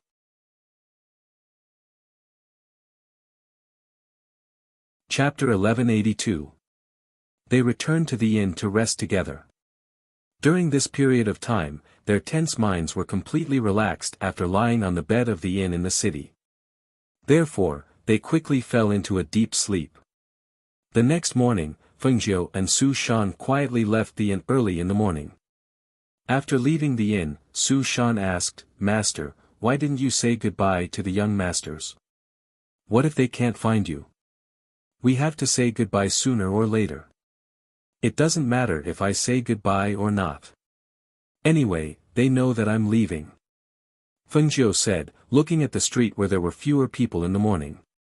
"Let's go." "Yes." Fei Shan replied and left with him. After a year, even Duan Yi and the others didn't know that Fengjiu was a woman. They didn't know that the person they had been calling him was actually her. Duan Yi and the others didn't know, let alone Su Shan, who had followed Fengjiu halfway. Even if he recognized Fengjiu as his master, he didn't know that his master was actually a woman. He also didn't know that Fengjiu was the ghost doctor. He also didn't know that Fengjiu's strength had reached the nascent soul stage. He only knew and recognized that Fengjiu was the person who saved him. He gave him a new life. Therefore, he was willing to protect him with his life. It wasn't until noon that Duan Yi and the others in the inn woke up one after another. After washing up, they went out of the room and sat down on the first floor. When they were about to order something to eat, they found that the 4 of them were all present. However, Fengjiu and Su Shan were nowhere to be seen. "Where's Fengjiu? Is he still asleep?"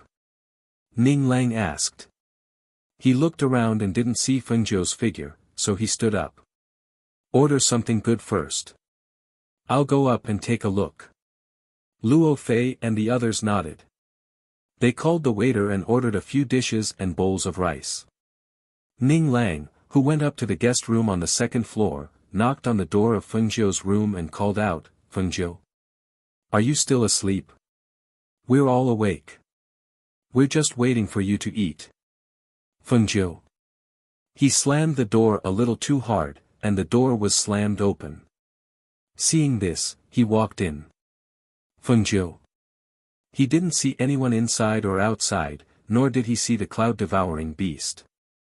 He couldn't help but be startled. Just as he was about to go out and ask the shopkeeper, he saw the shopkeeper walk in. "Young master, this young master left early in the morning." The shopkeeper came in and said, "He's gone."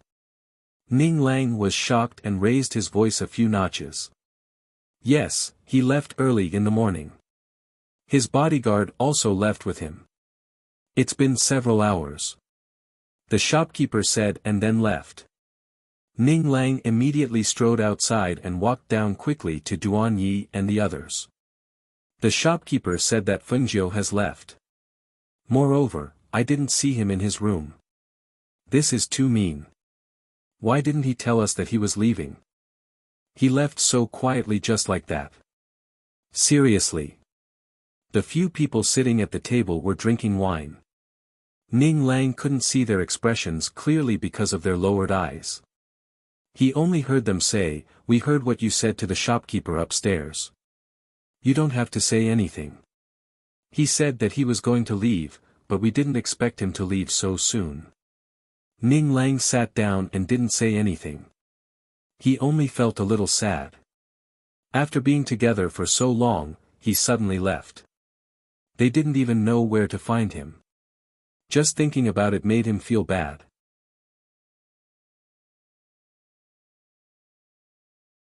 Chapter 1183.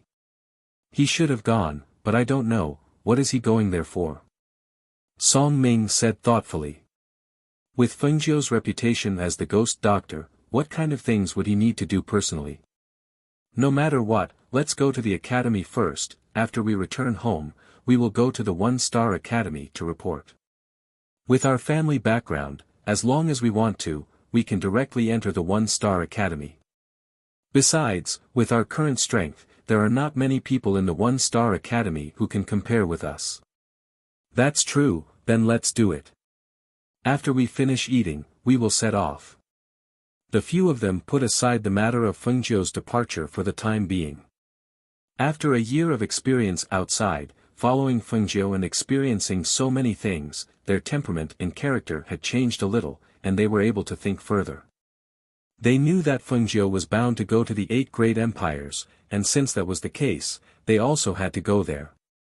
They were the people he had brought out, how could they stay here after he left?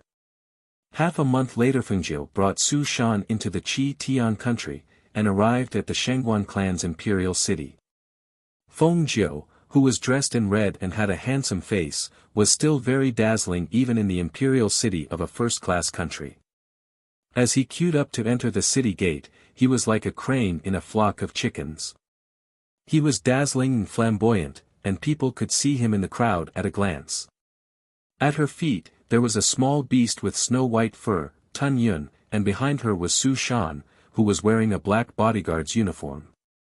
Su Shan's figure was robust, with a tiger's back and a bear's waist. Standing behind Fengjiu, he looked like a small mountain.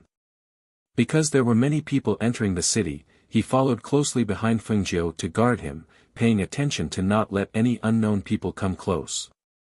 Coincidentally, he was also a registered mercenary of the Qi Tian country's mercenary guild. They used to live in the imperial city, but he did not expect that his master would actually come to this familiar place. There was a ban in a first-class country, and non-first-class citizens were not allowed to casually enter. However, when he followed behind and saw that his master was respectfully allowed to pass after handing over the token, he was a little surprised, but he did not ask any questions. Since he was a bodyguard, he could not ask too much about his master's matters, he knew this point. Su Shan, didn't you say that you grew up here? Then you can choose an inn to stay in. Fengjiu walked leisurely, from time to time, to look at the shops and stalls on the street. Yes. Su Shan replied, Master, there is an old inn, in the imperial city, although the price is twice the price, the environment and the treatment is the best inn, we can go book a room first, and then this subordinate will take you around the city. Visit Tess have a tour around the city. T. Yes. Su Shan replied, and brought Fengjiu to the inn in front. When Fengjiu entered the city, almost all the people from the large families received the news. After all, the ghost doctor's name was too well known, and the various powers in the imperial city had long since obtained a portrait of the ghost doctor. Therefore, they had always sent people to keep an eye on the imperial city's gates, and once they saw the ghost doctor in their imperial city, they had to immediately report back.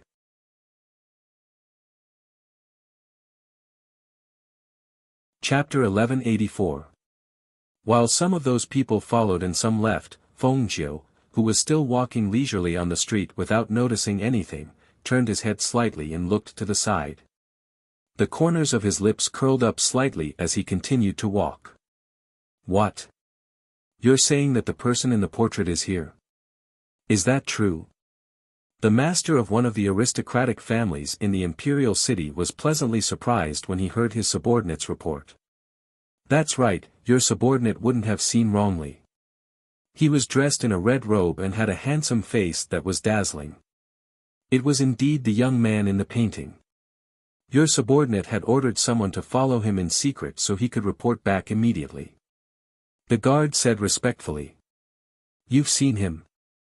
That means that the other aristocratic families have noticed him as well. The master pondered for a moment before saying, Quick, bring the young master here.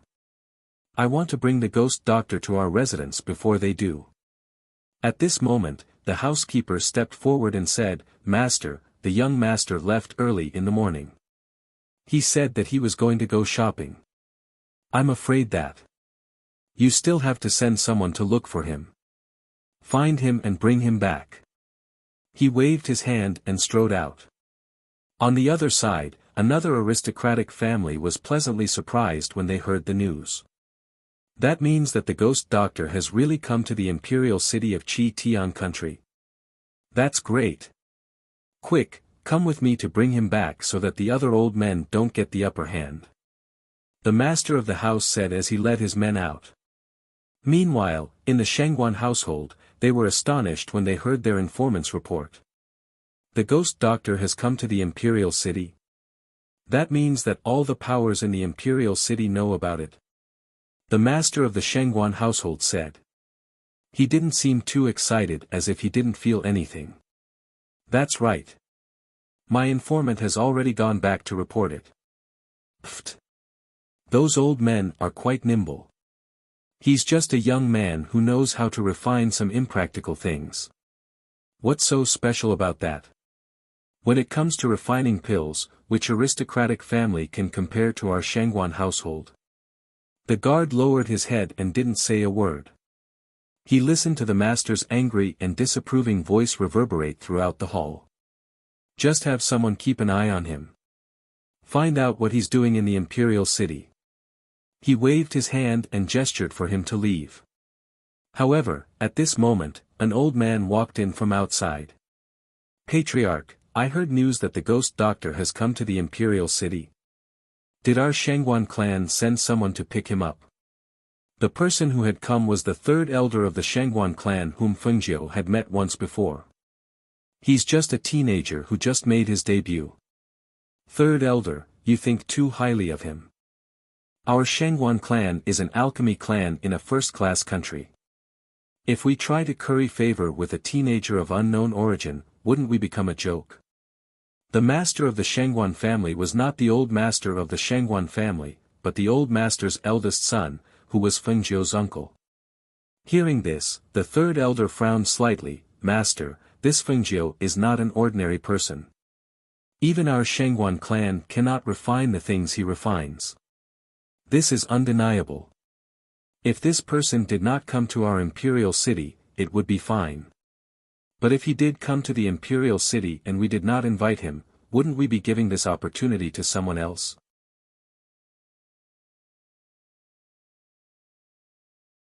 Chapter 1185. Hearing his words, the Shengguan family head frowned and pursed his lips, as if he wasn't too willing. That was true, their Shengguan family was a well-known alchemy family in the first place, with an outstanding position and revered status. However, ever since the appearance of this mysterious youth called the Ghost Doctor, the limelight had completely overshadowed their Shengguan family, a family with 100 years of history. Even a random pill or medicine from him could cause the various countries to go crazy, with all the strong cultivators fighting over it. The prices were raised to sky-high prices. What was even more hateful was that he would only put a few up for auction from time to time, and then there would be no news for a few months, or even longer. However, all the various powers seemed to be possessed by his pills and medicines, asking everywhere for them. Ever since the appearance of this Ghost Doctor, the number of people who came to the Shengguan family to ask for medicine had decreased by quite a bit. How could he swallow this anger? He even had to invite the Ghost Doctor to their Shengguan family to treat him as an important guest. He wasn't too willing, and wasn't too willing. Since Third Elder has said so, then I'll leave this matter to you. The Shengguan family head stood up, flicked his sleeves, and walked out, obviously not wanting to bother with this matter. Seeing this, Third Elder shook his head and sighed softly, then looked at the guard who had retreated to the side of the door, asking, "Where is the Ghost Doctor?" Replying to Third Elder, when this subordinate came back to report, they were heading towards the inn. At this moment, they might be in the inn, and we have people following them. Lead the way. He gestured for the guard to lead the way. Yes. The guard replied, and walked out of the residence with him. At the same time, Feng Jiu and Su Shan walked out of the inn after booking a room. Su Shan lowered his voice and said, "Master, it seems like someone has been following us, and it's not just one group." "Then let's dump them," she said indifferently, and walked with him on the main street. Sometimes they were fast, sometimes they were slow, and sometimes they stopped to look at the things on the side of the street.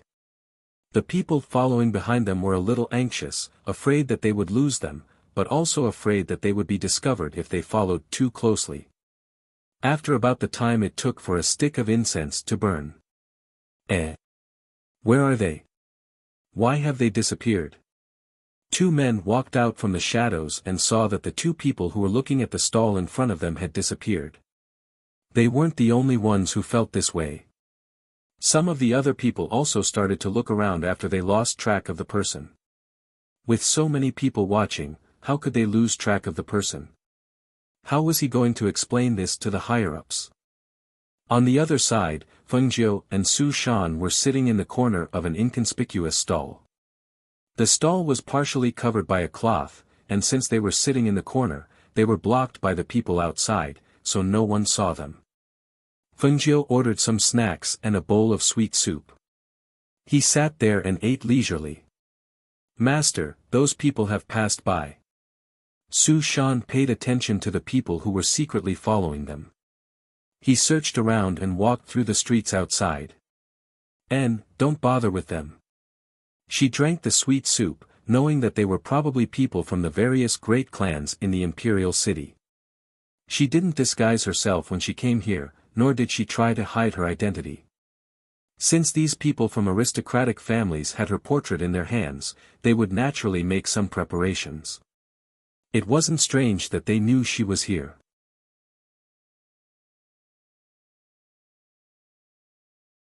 Chapter 1186. What are you doing?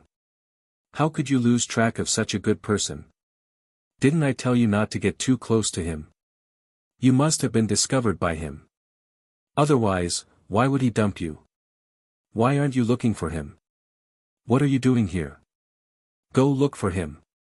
In front of the inn, a few family heads were instructing their subordinates.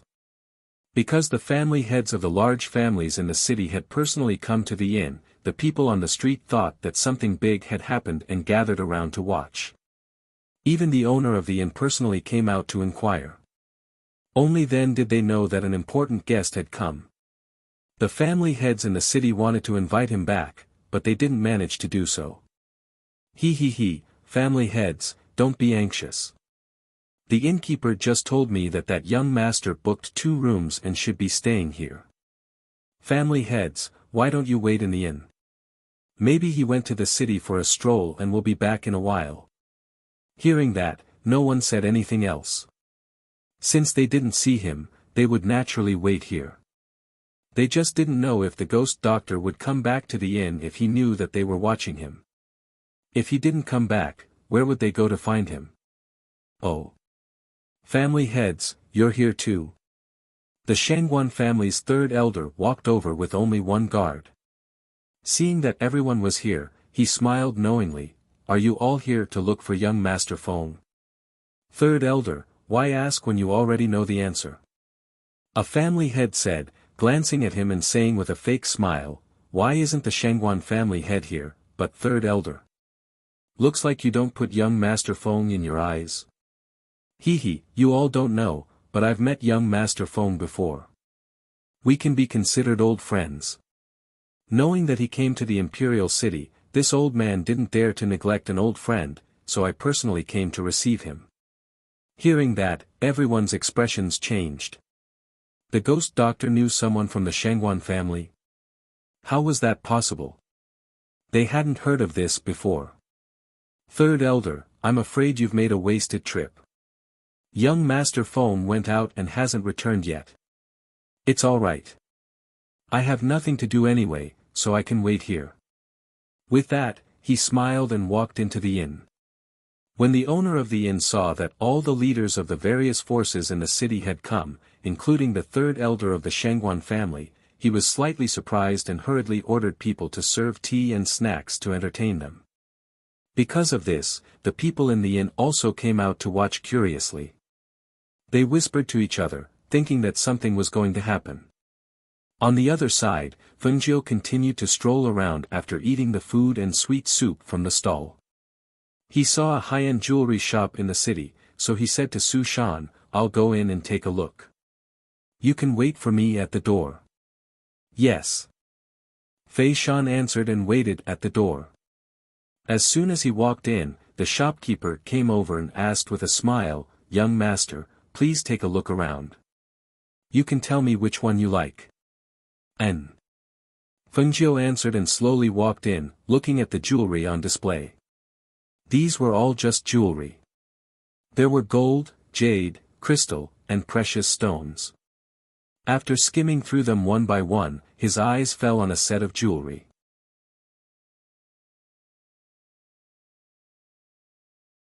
Chapter 1187. I'll take this set. She indicated as she tapped the table. All right. The shopkeeper revealed a smile and took out the set of jewelry. He placed it on a tray and followed behind Fengjiu. Take this set as well.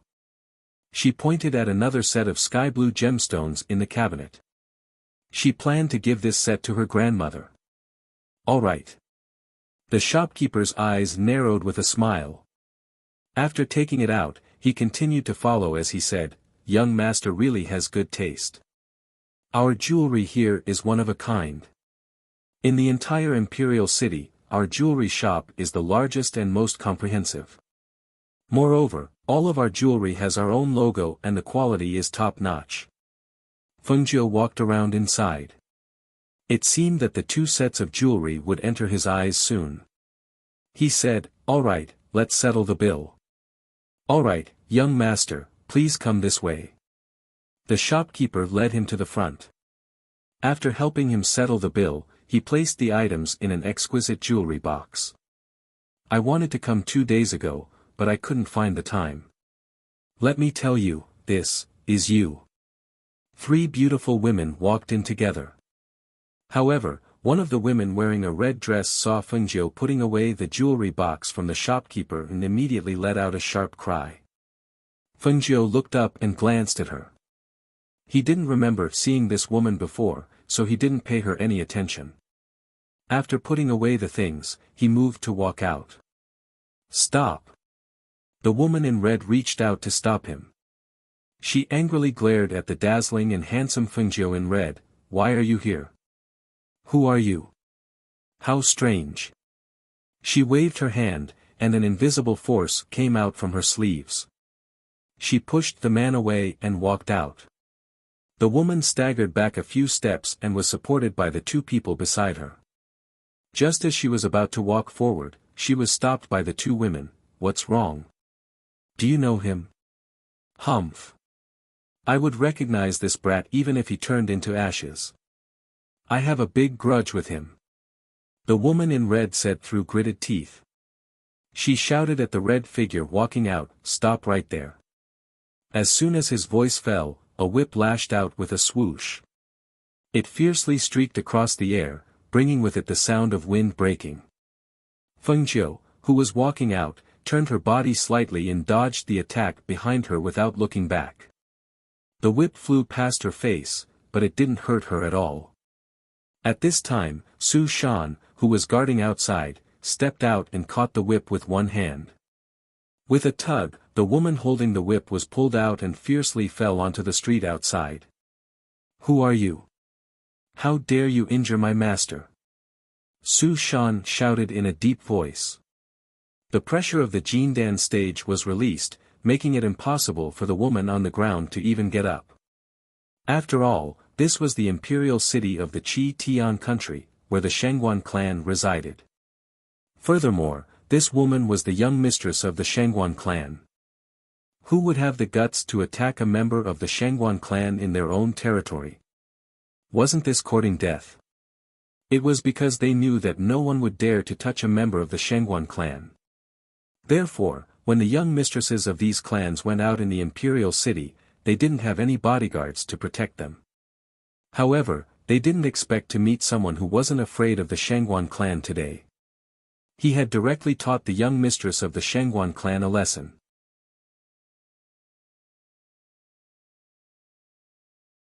Chapter 1188. Let's go. Fengjiu said and withdrew his gaze.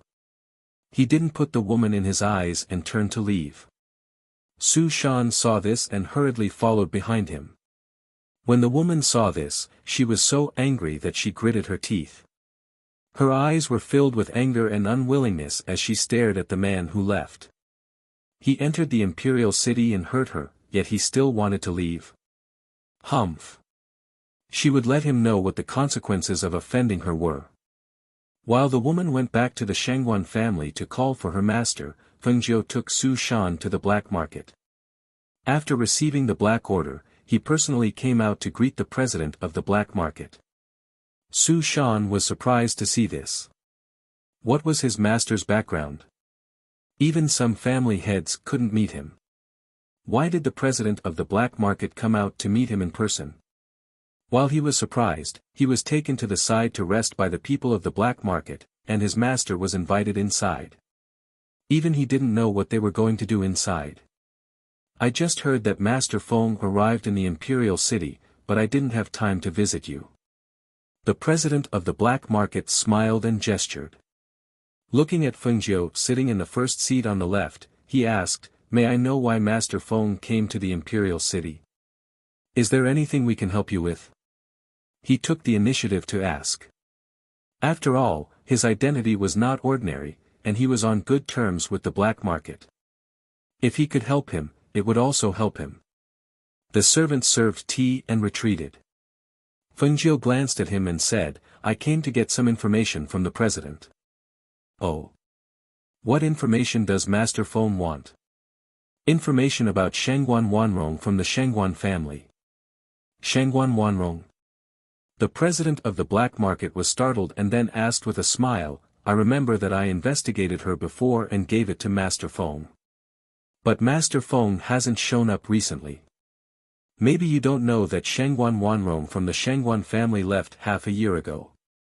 Hearing this, Fengjiu frowned slightly. "She's not here." "What do you mean?" "Hee, it's like this. I think Master Feng has heard of Shangguan Wanrong's reputation. She is the most outstanding alchemist among the several generations of the Shangguan family. Although she rarely came out, I know she was in the Shangguan family. But half a year ago, she was taken away by the Danyang sect. Speaking of this, the black market president smiled. This Shangwan Wanrong is also very lucky. I don't know how she caught the eye of the Danyang sect's 3 Yangtze, the biggest alchemy sect in the 8 big empires, and was taken away by him as his last disciple. This matter caused a sensation half a year ago, and people in all the big countries have heard about it. So if she wanted to find her mother, she had to go to the Danyang sect. She had originally thought that she would definitely bring her mother back home to reunite with her father, but she didn't expect her mother to have joined the largest alchemy sect in the 8 great empires. As a result, it would be much more troublesome for her to bring her mother back. Thinking of this, she couldn't help but frown. What should she do next?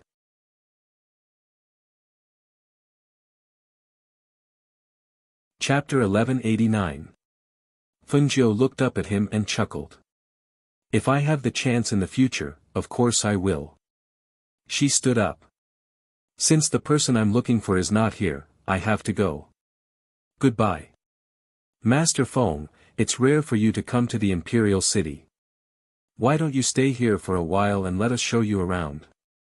No, I have something to do. I will come again in the future if I have the chance. In that case, I will see you out. He personally saw him out.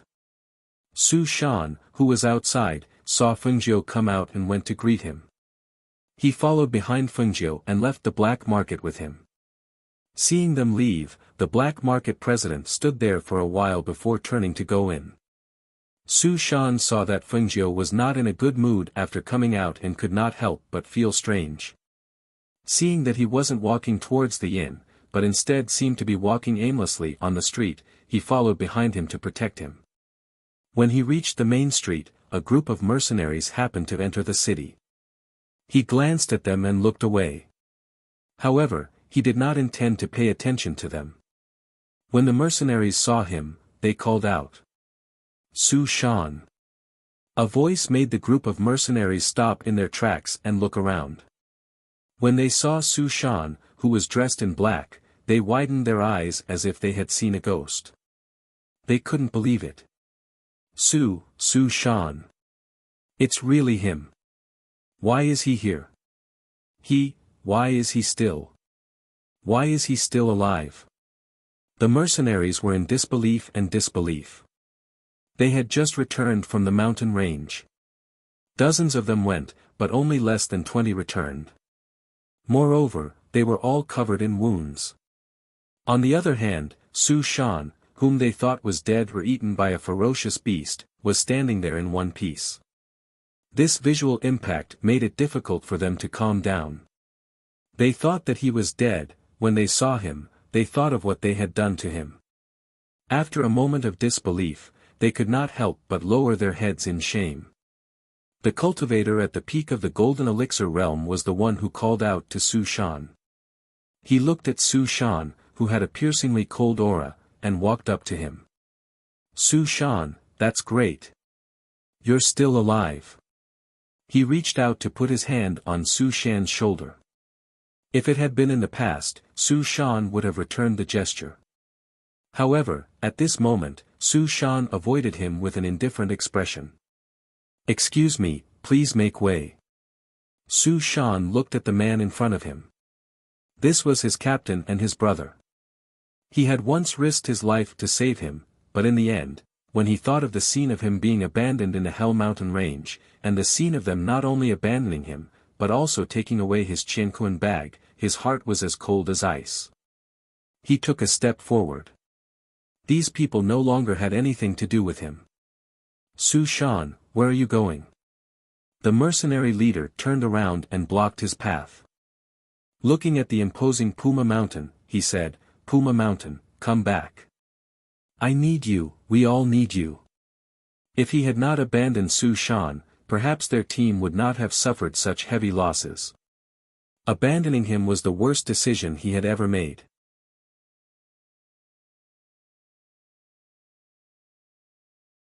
Chapter 1190. Is that so? But I don't need you anymore. He reached out and pushed the people in front of him away, then walked forward. After being pushed, the mercenary leader's anger and humiliation surged. He stepped forward and shouted, "Su Shan. You're a member of my mercenary team. Have you forgotten? I'm sorry, but he's one of my men now." Feng Jiu, who was in front, slowly walked back and looked at the mercenary in his tattered uniform. Where did this little brat come from? Get out of my way. He raised his hand and pushed. The force was strong enough to make a teenager fall 2 meters away. However, the person he bumped into was Feng Jiu, and she was in a bad mood at the moment. Thus, when she saw the man reach out to push her, she did not dodge. Instead, she lifted her leg and kicked it. The tip of his foot, which contained a hidden force, accurately kicked the left wrist of his outstretched hand. With a cracking sound, his whole body was pushed back by a hidden force and fell several meters away. Hiss! The man's bones broke from his wrist to his hand. The mercenary leader's shrill scream shocked the surrounding people. The commoners saw that the situation was not right and quickly retreated. The mercenaries quickly surrounded Su Shan and Feng Jiu. 2 of them quickly helped up the mercenary captain who had fallen to the ground and was clutching his wrist. Take this brat down. The mercenary leader gritted his teeth and shouted. His left hand was completely limp and he could not use any strength. Even the slightest movement would cause pain to the bone marrow. The intense pain and anger mixed together and surged up. His entire body was filled with murderous intent. A strong desire to kill occupied his mind. Let's see who dares. Su Shan strode forward and his sharp eyes swept across the mercenaries who wanted to come forward. He threatened in a low voice, if anyone dares to touch a hair on his head, Su Shan will not let him go. Su Shan. You betrayed our mercenary team and now you dare to say such words to us. Hearing this, the surrounding mercenaries were stunned and looked at the mercenary leader who spoke. They saw him step forward and angrily stare at Su Shan, disloyal and unrighteous people like you, who betrayed the team for benefits, betrayed your brothers. Today, I must clean up the family for our mercenary team. Brothers, listen up. Kill this Su Shan on the spot. People like him shouldn't be alive. When Su Shan heard his words, he was also stunned for a moment. However, the more he listened, the more incredulous he felt. So this was how he inverted black and white. How could he say something like that? Were these really the people he knew? The mercenaries instantly understood what he meant. Su Shan had come back alive. If he told others about how they had abandoned him in the mountains, it would certainly have a great impact on their mercenary group. Moreover, they had lost a lot of people this time.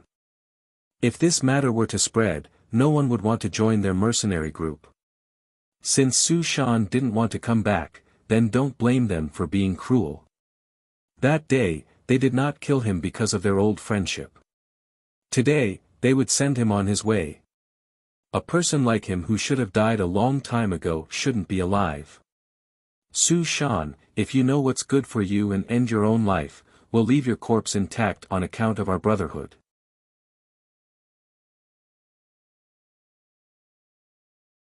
Chapter 1191. Listening to their words, Su Shan clenched his fists tightly, making cracking sounds. He raised his head and swept his sharp gaze across the familiar faces. He said word by word, I, Su Shan, must have been blind to be brothers with such shameless people like you. Hearing this, the mercenaries clenched the swords in their hands in embarrassment. If that's the case, then don't blame us for being impolite. As soon as they finished speaking, the mercenaries surrounded Su Shan and slashed their swords fiercely. When the surrounding commoners saw them fighting on the street, they were so frightened that they cried out and hurriedly ran away. Some ran into the shops to hide, while others retreated 20 meters away to watch, in case they were injured by the sword chi. That red-robed boy, kill him. The leader of the mercenaries stared at Feng Jiu and ordered in a gloomy voice. A few mercenaries stepped forward with their swords in hand. These people were veteran mercenaries who had experienced hundreds of battles. Some of them had been mercenaries for more than 10 or 20 years.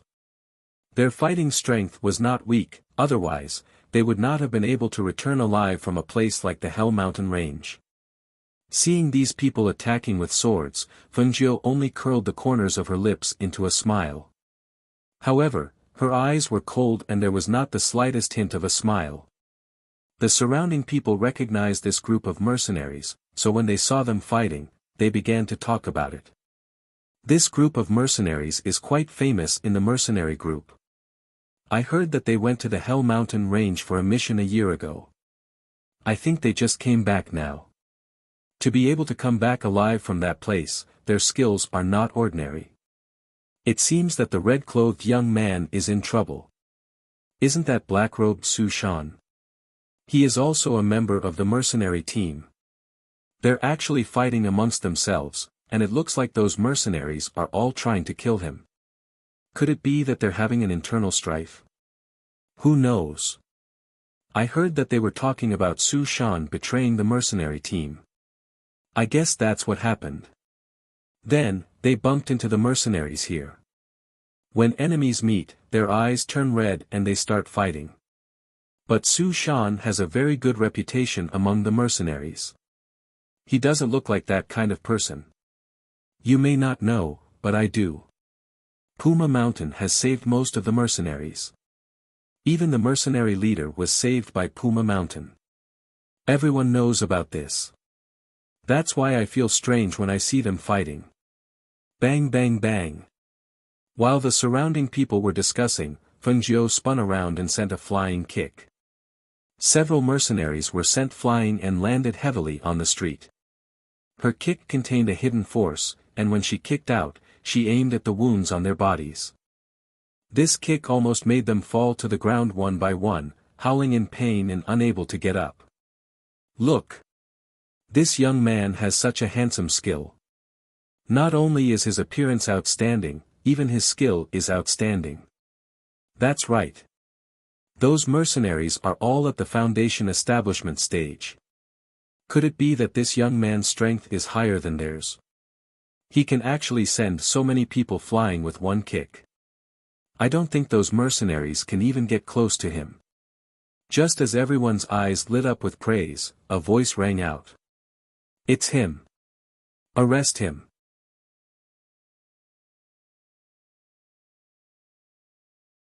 Chapter 1192.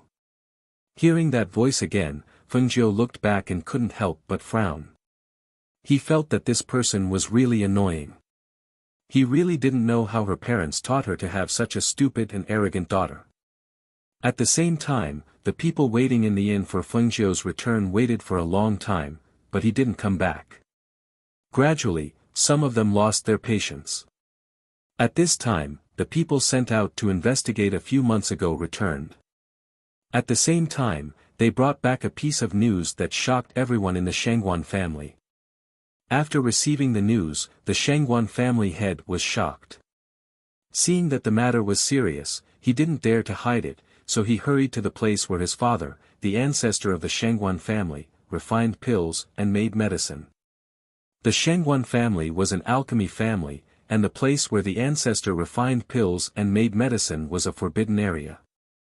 The consequences of entering without permission were serious. Outside, there were 2 peak golden core cultivators guarding the alchemy courtyard. There were also 2 nascent soul cultivators in the courtyard. Firstly, it was to prevent people from disturbing the ancestor when he was refining pills. Secondly, although this wasn't the hidden pill pavilion, there were still many pills refined by the ancestor. They were very precious, so they naturally had to increase the security. Family head. The 2 peak golden core cultivators saw the person who came and bowed respectfully. Go in and report that I have something very important to tell my father. The Shangguan family head indicated, but didn't directly enter, because alchemists had a bad habit. They didn't like to be disturbed while refining pills. Yes. The golden core cultivator responded and went in to report. Not long after, he came out, family head, the old master invites you in." Hearing this, he strode in and saw his father inside fiddling with the spiritual herbs. He went forward and called, "Father. What are you looking for me for? Didn't I leave all the matters in the residence to you? What?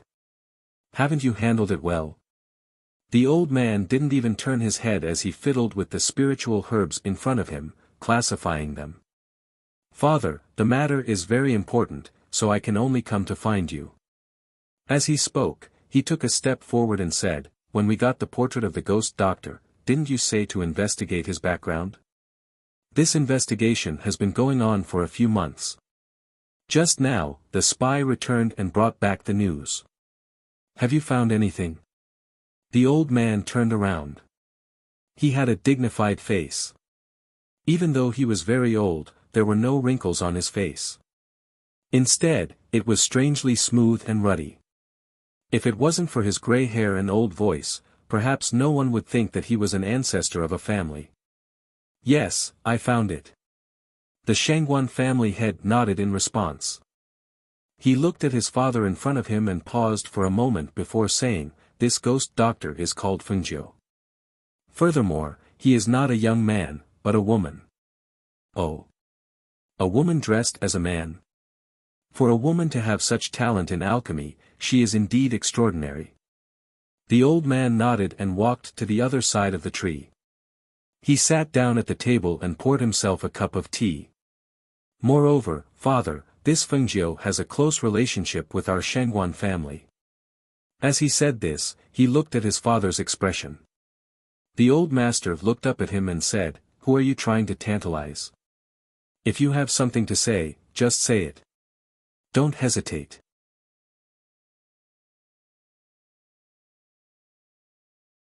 Chapter 1193.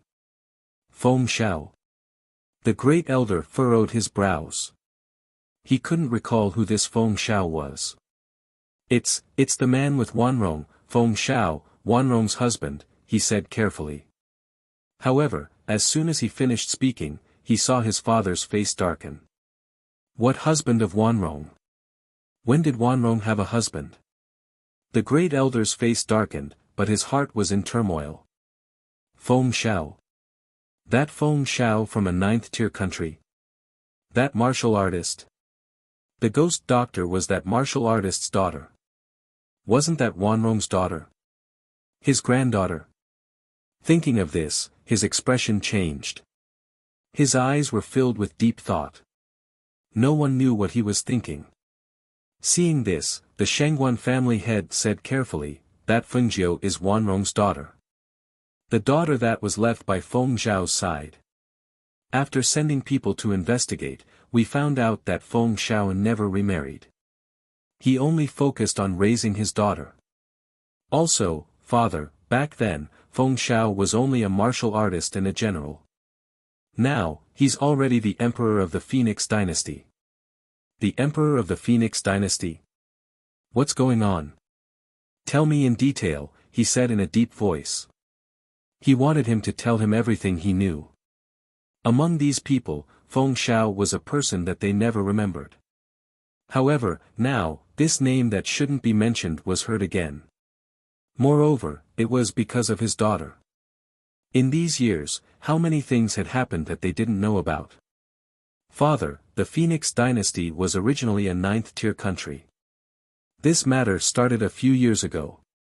It said that it was Feng Zhao's daughter who pushed Feng Shao to the position of emperor. They replaced the original Murong family and became the emperor. They changed the name of the country to the Phoenix dynasty. In a short 2 years, they became a sixth-tier country. He paused for a moment, then continued, "Now, Feng Zhao's father is a martial saint, and he even married a daughter of a century-old aristocratic family from a third-rate country. Furthermore, Feng Shao is also a martial saint. His position and influence in the Phoenix dynasty are spreading extremely quickly. More importantly, with Feng Jiu, the ghost doctor, as their shield, no one dares to offend them in the slightest. Furthermore, they are on good terms with many people, and even the black market treats them with great respect." Hearing this, the great elder's eyes moved slightly. He didn't speak, but looked pensive. Seeing that the great elder didn't speak, he said, "So I was thinking, our Shangguan family can become relatives. No matter what, this ghost Dr. Fengjiu is still our Shangguan family's granddaughter, isn't she? Father, I think we can recognize her. This will definitely be beneficial to our Shangguan family. I heard that Fengjiu is currently in the city. Third elder even brought people to pick her up. Back then, Feng Zhao's memories were sealed. They shouldn't know that they are related to our Shangguan family. They also shouldn't remember Wanrong. This Fengjiu shouldn't know that she is related to our Shangguan family either." The great elder said thoughtfully. After thinking for a bit, he said, "Wanrong has already gone to the 8 great empires. In the future, it won't be easy for her to come back. The other disciples of our Shangguan family don't have outstanding alchemy skills. If we take this Fengjiu into our Shangguan family, then..."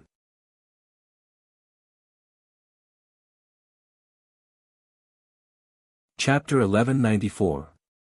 Go. After you bring her back, find a chance to let everyone know. The old man's eyes flashed. This is something that will greatly benefit our Shangguan family. Yes, your son understands. The Shangguan family head replied before turning to leave. Watching his son leave, the old man sat there and gently sipped his tea, thinking to himself, in the past, he looked down on Feng Xiao, that martial artist. Who would have thought that after 10 years, he would become the ruler of a 6th-ranked country? The child that they didn't acknowledge back then, who was almost killed by them, would actually become the famous ghost doctor. It really was fate making fools of people. However, it didn't matter. As long as they spread the news, the people of the various countries would know that the ghost Dr. Fengjiu was their Shangguan family's granddaughter. Just this point alone would definitely benefit them. When the Shangguan family head arrived at the inn, he saw that the other family heads were also sitting there. When the Shangguan family's third elder saw that it was him, he quickly stood up and walked over. "Family head. Why are you here?" "Third elder, where's Fengjiu? Did you not bring her back?" He had rushed here as soon as he heard the news, so he missed the scene on the other street. The inn's shopkeeper said that Fengjiu left after booking a room. He probably went out for a stroll and hasn't returned yet. The other family heads are still waiting here. As he spoke, he looked at the people inside. "So it's like that." He nodded and said with a smile, "Third elder, this Fengjiu in our Shangguan family." He was about to speak when he saw a guard rush over. "Not good, family head, third elder, there's a fight. Our people are fighting with that young Master Feng." The guard ran over while panting. "What? They're fighting with young Master Feng?" The third elder cried out in shock. He didn't care about anything else and pulled the guard over, saying, "Quick! Lead the way, lead the way." When the other family heads in the inn heard their words, they looked at each other in surprise and followed them. "They're fighting with Fengjiu?" The people from the Shangguan family were really daring. Not to mention other things, just the black market alone was enough to make people not dare to provoke them. How dare they go against Fengjiu so openly? This Shangguan family wants to invite Fengjiu to their residence. It seems that there is no chance. At this moment, something that the people of the Shangguan family had never expected was happening on the street. On the main street, many stalls had been smashed. The mercenaries were lying on the ground one by one, wailing. The leader of the mercenary group had Su Shan's sword pressed against his throat, not daring to move. As for the people brought by the red-clothed woman from the Shangguan clan, they were all lying on the ground, especially the red-clothed woman. At this moment, her whip had been snatched away by Fengjiu. Whip after whip landed on her body, causing her to roll around in pain. "Ah! Damn it! I won't let you off. Ah! Hiss! Ah! Ah! Stop, stop hitting me! Stop hitting me! In the end, she couldn't take the pain anymore and begged for mercy. Wherever the whip landed, her dress would be torn and a bloody mark would appear. Seeing this scene, the surrounding people didn't know how to describe their shock and disbelief.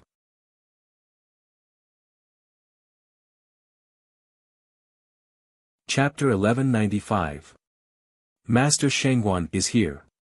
It was unknown who shouted from the crowd. Everyone turned their heads one by one. Only when they saw the Shengguan clan's people did they quickly move aside to make a path for them. When the woman on the ground heard this, she tried to get up, but the whip wrapped around her leg and pulled her back to the ground. She was hit on the back again. Ah! Father, save me, save me! The woman cried for help in a shrill voice. This caused the third elder, the Shengguan family's master and the others who had rushed over to be startled. They quickly rushed over, and when they saw the scene before them, the Shengguan family's master immediately shouted in a deep voice. Stop! Crack! As soon as he finished speaking, he lashed out with his whip again.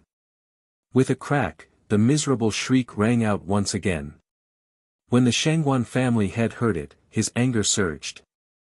I said stop! He shouted angrily. 2 golden core adepts stepped forward to take the whip from Fengjiu's hand. Unexpectedly, she swung the whip in her hand and rewarded the 2 golden core adepts. The 2 adepts quickly retreated in pain.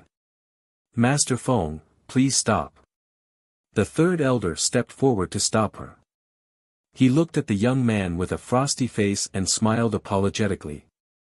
She is the youngest daughter of the master. She has been arrogant since she was young.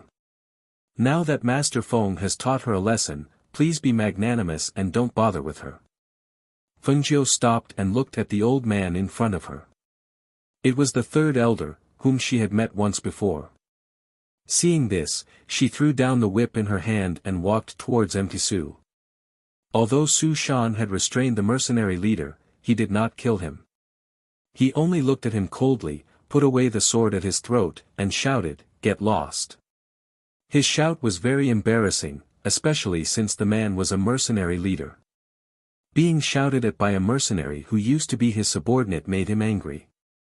The pain from his injured hand, as well as the mercenaries who were still alive but could not stand up, made his heart boil with anger. When he saw Su Shan put away his sword and was about to leave, his hand moved, and a dagger fell from his sleeve into his palm. He suddenly rushed forward and stabbed the sharp dagger at the back of Su Shan's neck. When the surrounding people saw this, they could not help but gasp. The mercenary leader was not righteous. Su Shan had let him go, but he still attacked him from behind. This kind of person was not good. Su Shan seemed to have sensed something and turned around. However, before he could make a move, the young man in red in front of him turned and raised his hand. Something seemed to fly out of his hand.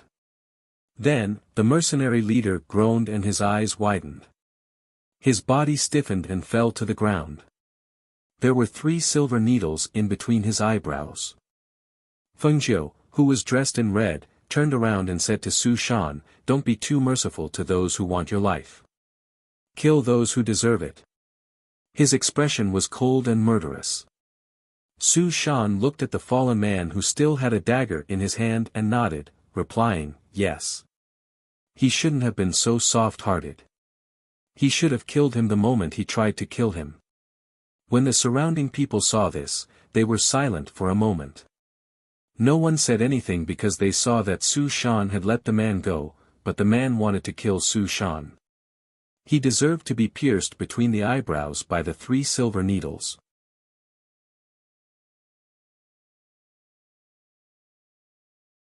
Chapter 1196. A cultivator at the pinnacle of the Golden Core stage collapsed just like that. The surrounding commoners might not have thought much of it, but those who had a bit of understanding of cultivation and knew the strength of a cultivator at the pinnacle of the Golden Core stage were all shocked by the fall of that cultivator. Taking that person's life in one move was clean and efficient. This ghost doctor was not only skilled in refining pills, she was also skilled in killing people. This was beyond their expectations. Wu, father, he hit me. He hit me until I'm covered in wounds. Father, you must kill him. The red-clothed woman ran back to her father's side in fear. The Shangguan clan head's gaze darkened. He glanced at his daughter, then at Fengjiu. Suppressing the anger in his heart, he said, "Why aren't you helping the fourth young miss back?" "Yes."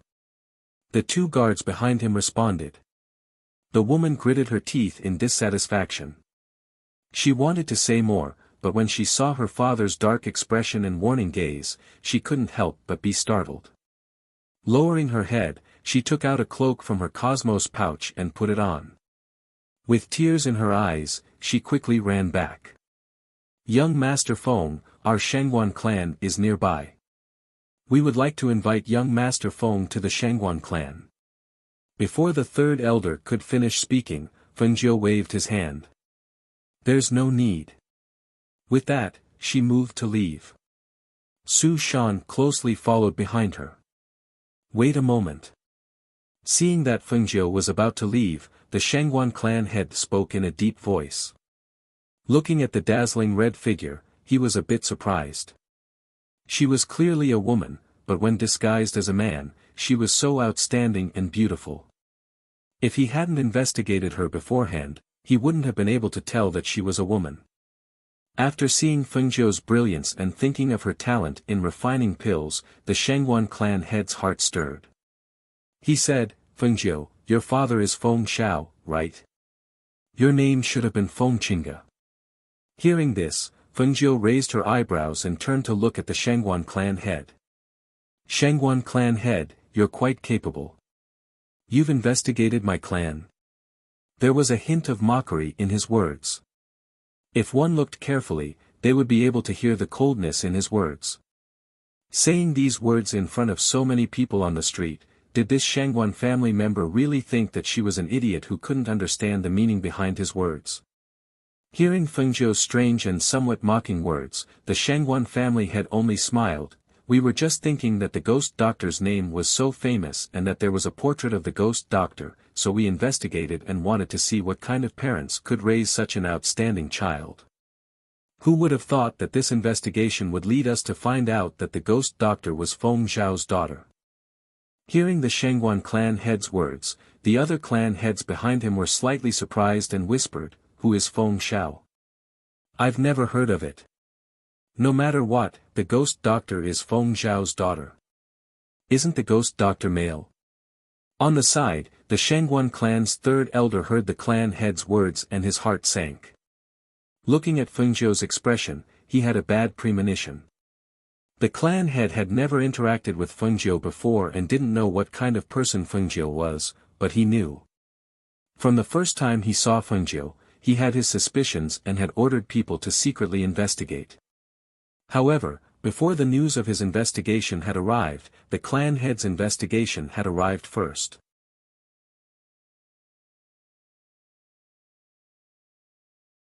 Chapter 1197. Shangguan family head, you said that the ghost doctor is Feng Xiao's daughter, then who is this Feng Xiao? Also, do you mean that the ghost doctor standing in front of us is a woman? She's a woman dressed as a man. A family head couldn't help but ask the question in his heart. His probing gaze fell on Fengjiu's body, but no matter how he looked, he couldn't tell that she was a woman. This young man's actions were carefree and unrestrained. His red clothes were dazzling and fluttering in the wind, and his appearance was handsome like an immortal's. The space between his brows emitted an expression of confidence, and his clear and mysterious eyes were slightly raised, overflowing with an evil and charming aura. His body was suffused with an aura of nobility that seemed to be innate from the inside out, and this was absolutely not something that a woman could possess.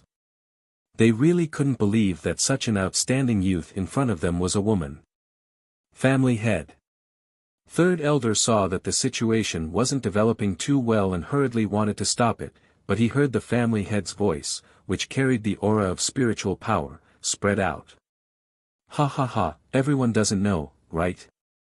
In fact, my little sister Wanrong has already been married.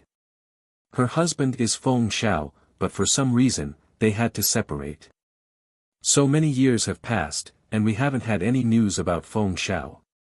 Only recently did we find out that the ghost doctor Fengjiu is Feng Xiao's daughter, and also our Shangguan family's niece. He suddenly threw out a heavyweight news, which immediately caused an uproar in the surroundings. Everyone was discussing this shocking news. They knew that the most outstanding woman in the Shangguan family was Shangguan Wanrong. It could be said that she had the most outstanding talent in alchemy among the 3 generations of the Shangguan family, but she was also the most mysterious. They didn't know when it started, but very few people had seen her. According to what they knew, Shangguan Wanrong had never married until half a year ago, when she was taken in as the last disciple of the Pill Institution's sect master, 3 Yangzi. They only knew some rumors about her.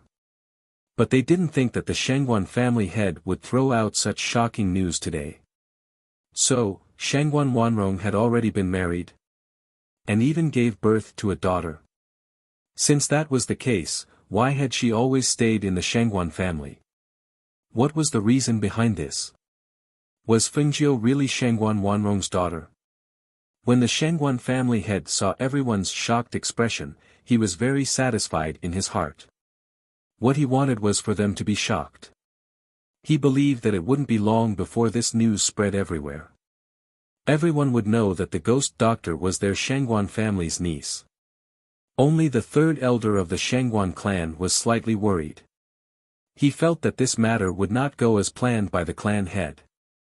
After all, Fengjiu was not like other people who would be happy to suddenly have a maternal clan like the Shangguan clan. Fengjiu, your mother is my younger sister. Shangguan Wanrong, I am your uncle. The Shangguan family is your home. Come back with me. Your grandfather is already waiting for you at home. Shangguan clan master looked at Fengjiu with a smile. Su Shan, who was standing behind Fengjiu, was also shocked. He looked at his master in disbelief. Master was actually a woman. Was what the Shangguan clan said true? Was master's mother really Shangguan Wanrong? At this time, Fengjiu looked up indifferently. The corners of her lips curled up slightly, revealing a smile that was not a smile. Her clear eyes looked at the smiling Shangguan clan master, who seemed to be very sure that she would accept this relative.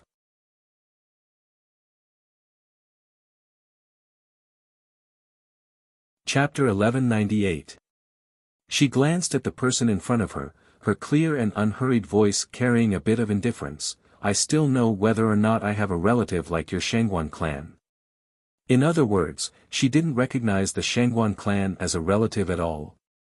When this thought arose, the various clan heads had different expressions. From the looks of it, it wasn't like what clan head Shangguan said at all. Even if the ghost doctor was Feng Xiao's daughter, her relationship with the Shangguan clan was not recognized at all. In other words, it was only Shangguan who said that he was there to make arrangements. That's right, thinking about the ghost doctor's current status and power, if it was any other clan, they would do their best to have a relationship with her. However, what they didn't expect was that the ghost doctor's true identity was actually the princess of the Phoenix dynasty. Was this Phoenix dynasty a 6th-tier country? It seemed that they had to immediately send people to investigate when they returned. If the situation was true, even if the Phoenix dynasty was extremely far away, they had to first send people over with a generous gift to get familiar with them. For a moment, the various clan heads were already planning on how to form a relationship with Feng Xiao, and how to form a relationship with the Phoenix dynasty. Right now, they were still a 6th-tier country, so it was fine. If they were strong enough to the extent that they had to look up to, then Feng Xiao and the others wouldn't be people that they could form a relationship with. But then again, even if they wanted to form a relationship with the ghost doctor now, it would be very difficult for them to do so. How could there not be? What I said is true, you really are our Shangguan clan's niece, and your mother is really my younger sister, Shangguan Wanrong. Speaking up to here, seeing that Fengjiu didn't seem to have any intention of acknowledging them at all, his tone also became unpleasant. Is that so? My father didn't even mention this to me. She said indifferently, glanced at him, and said with a smile that wasn't a smile, however, this is the first time I've seen Clan Head Shangguan act of acknowledging relatives on the street. Clan Head Shangguan, you really can't do this. If everyone wants to form a relationship with me in the future and say that they're my relatives, how can I handle it? Hearing these mocking words, Clan Head Shangguan was so angry that he almost spat out a mouthful of blood. These words were saying that their Shangguan clan was shamelessly trying to curry favor with her, and wanted to acknowledge them as relatives. If this were to spread out, would the Shangguan clan still have any face left? Hearing this, the patriarchs looked at each other. One of them chuckled and walked forward. Ghost Doctor, perhaps the Shangguan patriarch thought that since they are an alchemy aristocratic family, and Fengjiu is also an alchemy expert, that's why they are family. As soon as these words came out, many people in the surroundings covered their mouths and laughed. That's right. Just because she was the Ghost Doctor and knew how to concoct pills, she was his relative. When did the Shangguan family become so thick-skinned and shameless? You. When the Shangguan family patriarch heard those words, he was so angry that his face turned red. When he heard the laughter of the people around him, he was even more embarrassed and angry. At that moment, even his tone became fierce. Fengjiu, follow me back to the Shangguan family. Your grandfather is at home. If there's something you don't know, he'll tell you. Master Shangguan, are you ordering me? Fengjiu's originally indifferent voice turned cold and sharp at this moment. He raised his clear eyes and stared coldly at the Shangguan family patriarch.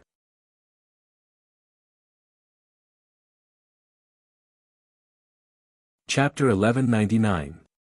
Third Elder saw that the situation wasn't right and hurriedly stepped forward. No, young Master Feng, please don't misunderstand. I believe that the patriarch didn't mean it that way. I think it's best that he didn't mean it that way either. Otherwise, don't blame me for being impolite. A cold voice rang out mercilessly, carrying with it a chill that could freeze a person's soul. At the same time, it was a slap to the Shangguan patriarch's face, causing him to feel humiliated yet helpless. Seeing this, how could the bystanders not understand the situation? A few patriarchs stepped forward and stood in front of Fengjiu. Ghost Doctor, how can an inn be more comfortable than a home? Why don't you rest in my residence?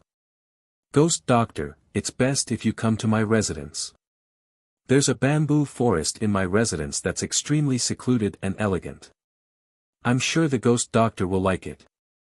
Ghost Doctor. One by one, they rushed forward, wanting to invite Fengjiu to their residences.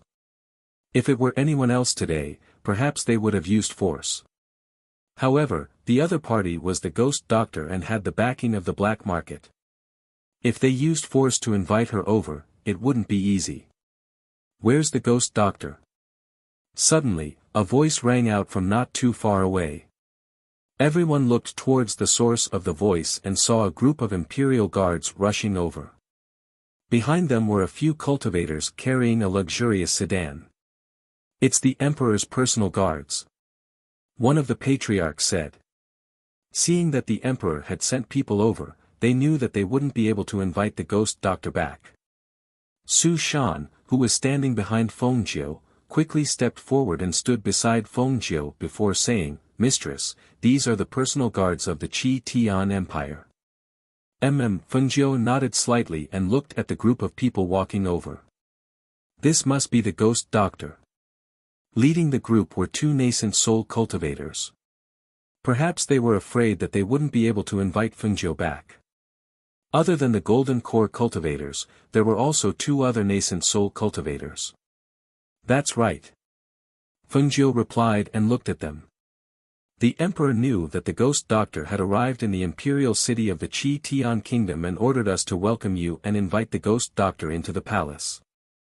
As they spoke, the two original soul cultivators stepped aside and opened up a path for Fengjiu. Please.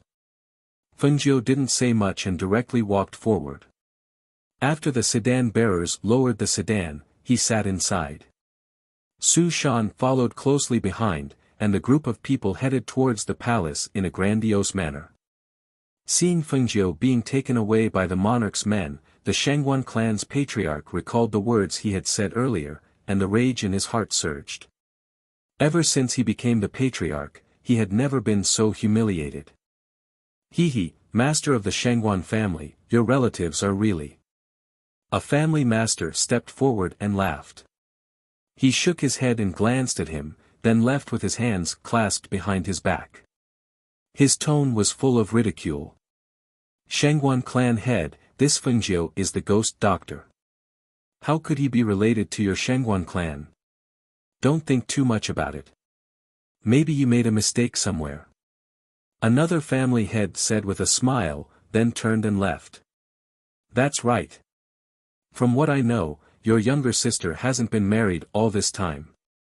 Now that a child has suddenly appeared, it doesn't make sense. Another family head laughed and glanced at the ashen-faced Shangguan clan head. He said, I originally wanted to invite the ghost doctor to stay in our residence for a few days, but now it seems that I won't have the chance. Seeing them all turn and leave, the Shangguan clan head gritted his teeth and left with an ugly expression.